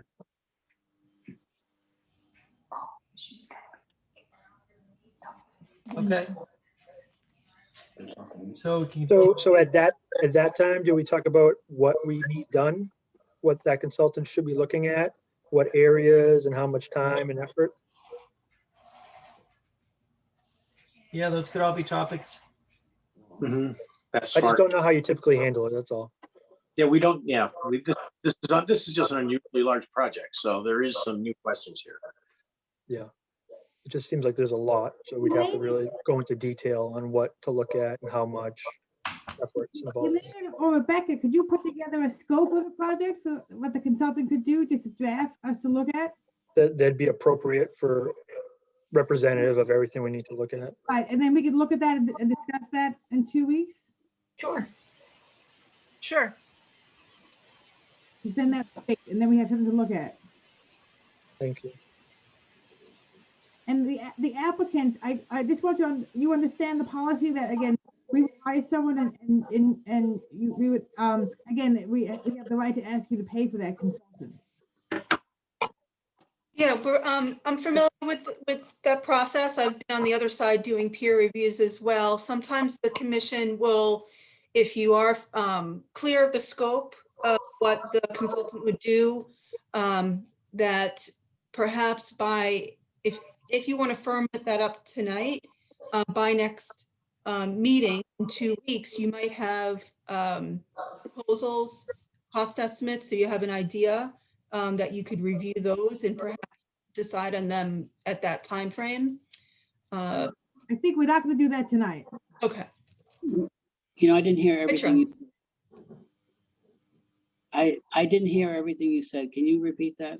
Oh, I was saying that if the commission is willing, just to confirm the scope tonight, whether it's just to review all the wetland flag locations, that perhaps you might be able to obtain proposals by consultants by the next meeting for you to review and then decide on which to pursue. Just, it'll just save a couple of weeks in terms of the process. Okay. I think we need to review that. Well, they're amenable to that, right? They're okay. They're agreeing with us, or that they're going to pay for this, correct? I think Andrew didn't really respond to that directly, but. That's a good question, and I'm sure, you know, I'm working for Nick and that team, so I imagine that would be, you know, it is what it is, and that, you know, it's part of the process. So Yeah, I'll run that by the owner, but I don't see that being a problem. I think it's pretty standard for a project of this size, so. And then we'll discuss the scope of it again at next meeting. That's a question. Well, I thought the request was to do it right now. Right, no, and that's right. That's my question. Are we doing it now or next meeting? That's my question. That's all, Peter. Well, I'm not sure that has to be done in a hearing. Can we draft the scope and just distribute it amongst the commission members and agree on a scope? We definitely want Elaine and Rebecca to look at it, see if it's appropriate first. Of course, more yeah. thorough review. Are you thinking that there's more than what's showing on the plan that we're looking at?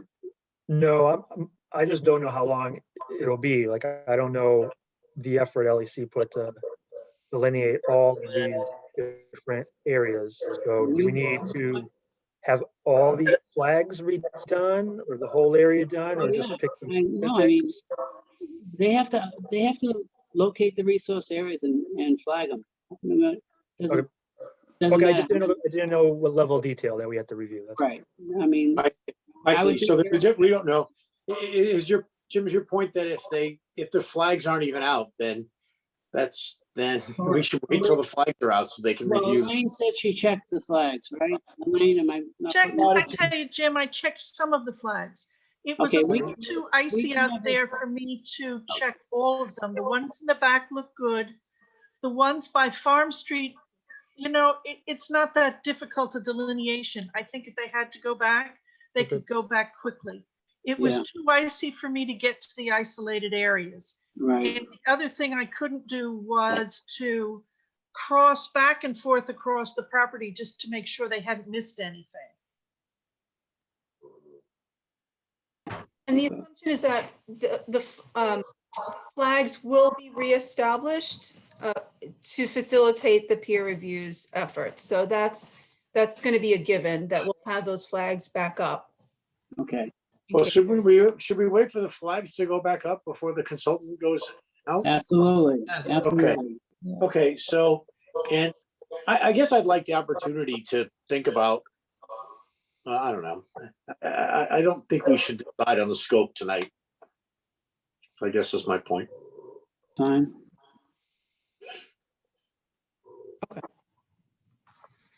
I got a question. When does the commission meet? Every 2 weeks or once a month or? The second and fourth Thursday of each month. Okay, so this actually, we can get the information, say, a month from now, correct?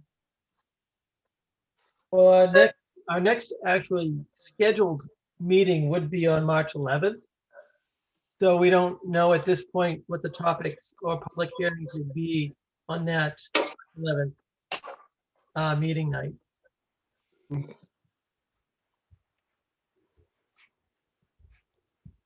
So we're probably looking at the meeting after that to get any updated information. Yeah, potentially, but there will be notice in the paper and the website will be updated. Okay. And of course, if you have any questions, again, you can reach out to Rebecca.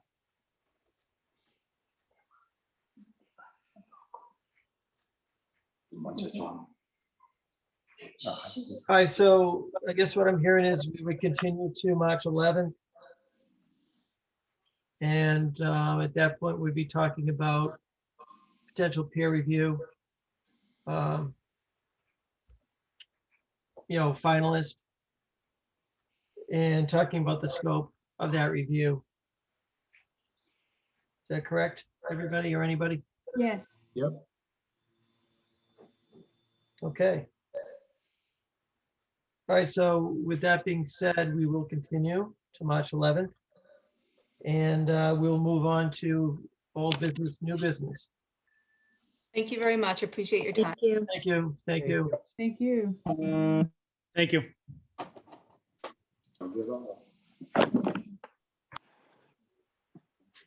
I'm out too. Thank you for your time. Thank you. Thank you. Welcome, sir. Thank you. Thank you. All right, so, Rebecca, Elaine, or Judy, do we have anything else we want to talk about? I do see open space on here, but it is kind of running late. Let me just give you a quick little update. I spoke with Erin in regard to finding a contact at MAPC for preparing a new open space plan. I do have a contact, but what is currently happening is Erin is in the process of organizing with MAPC to update the master plan. So at this point, with a technical assistance program I think they have, she doesn't want to ask for both the master plan and the open space plan at the same time. So she and I are talking again on Tuesday to try to get an understanding of how they can sort of overlap. In addition, there's a meeting on March 4th. I think it's a public meeting of the Vision 2030, and they're welcoming community input. And they are going to follow that meeting with a 3-week survey. And Erin and I both thought that that survey would be really valuable in regard to incorporating into the open space plan. So we're talking about trying to fine tune whatever's in that survey so that we can ensure that we have that as one of the topics so we can gather some initial information. After that, I will probably speak with MAPC, not only about timing, but also about price. That's the update. Thanks. Any questions on that? What is the time frame for the master plan? Like how long? I don't know how long it takes to prepare one, but that's her priority right now. Yeah. I can ask, I can get one like about how long it would take to prepare the master plan. Yeah. Okay. The meeting on March 4th, you have to sign up ahead of time. It's not just a Zoom meeting you can jump onto. Register. Yep. And they are going to discuss open areas and recreation as one of the first topics.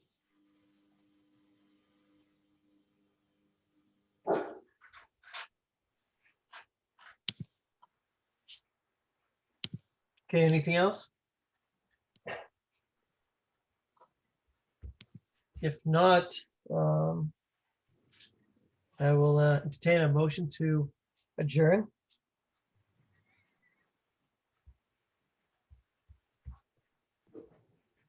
Motion. Okay. Second. Second. Okay, polling individually. Ken, Yes. Jimmy. Jimmy does not want to adjourn. Frank, Yes. Teresa, Yes. Silvana, Yes. Peter, Yes. trying Jimmy again. Why don't we say 6 and then one abstain? I will add my vote to adjourn.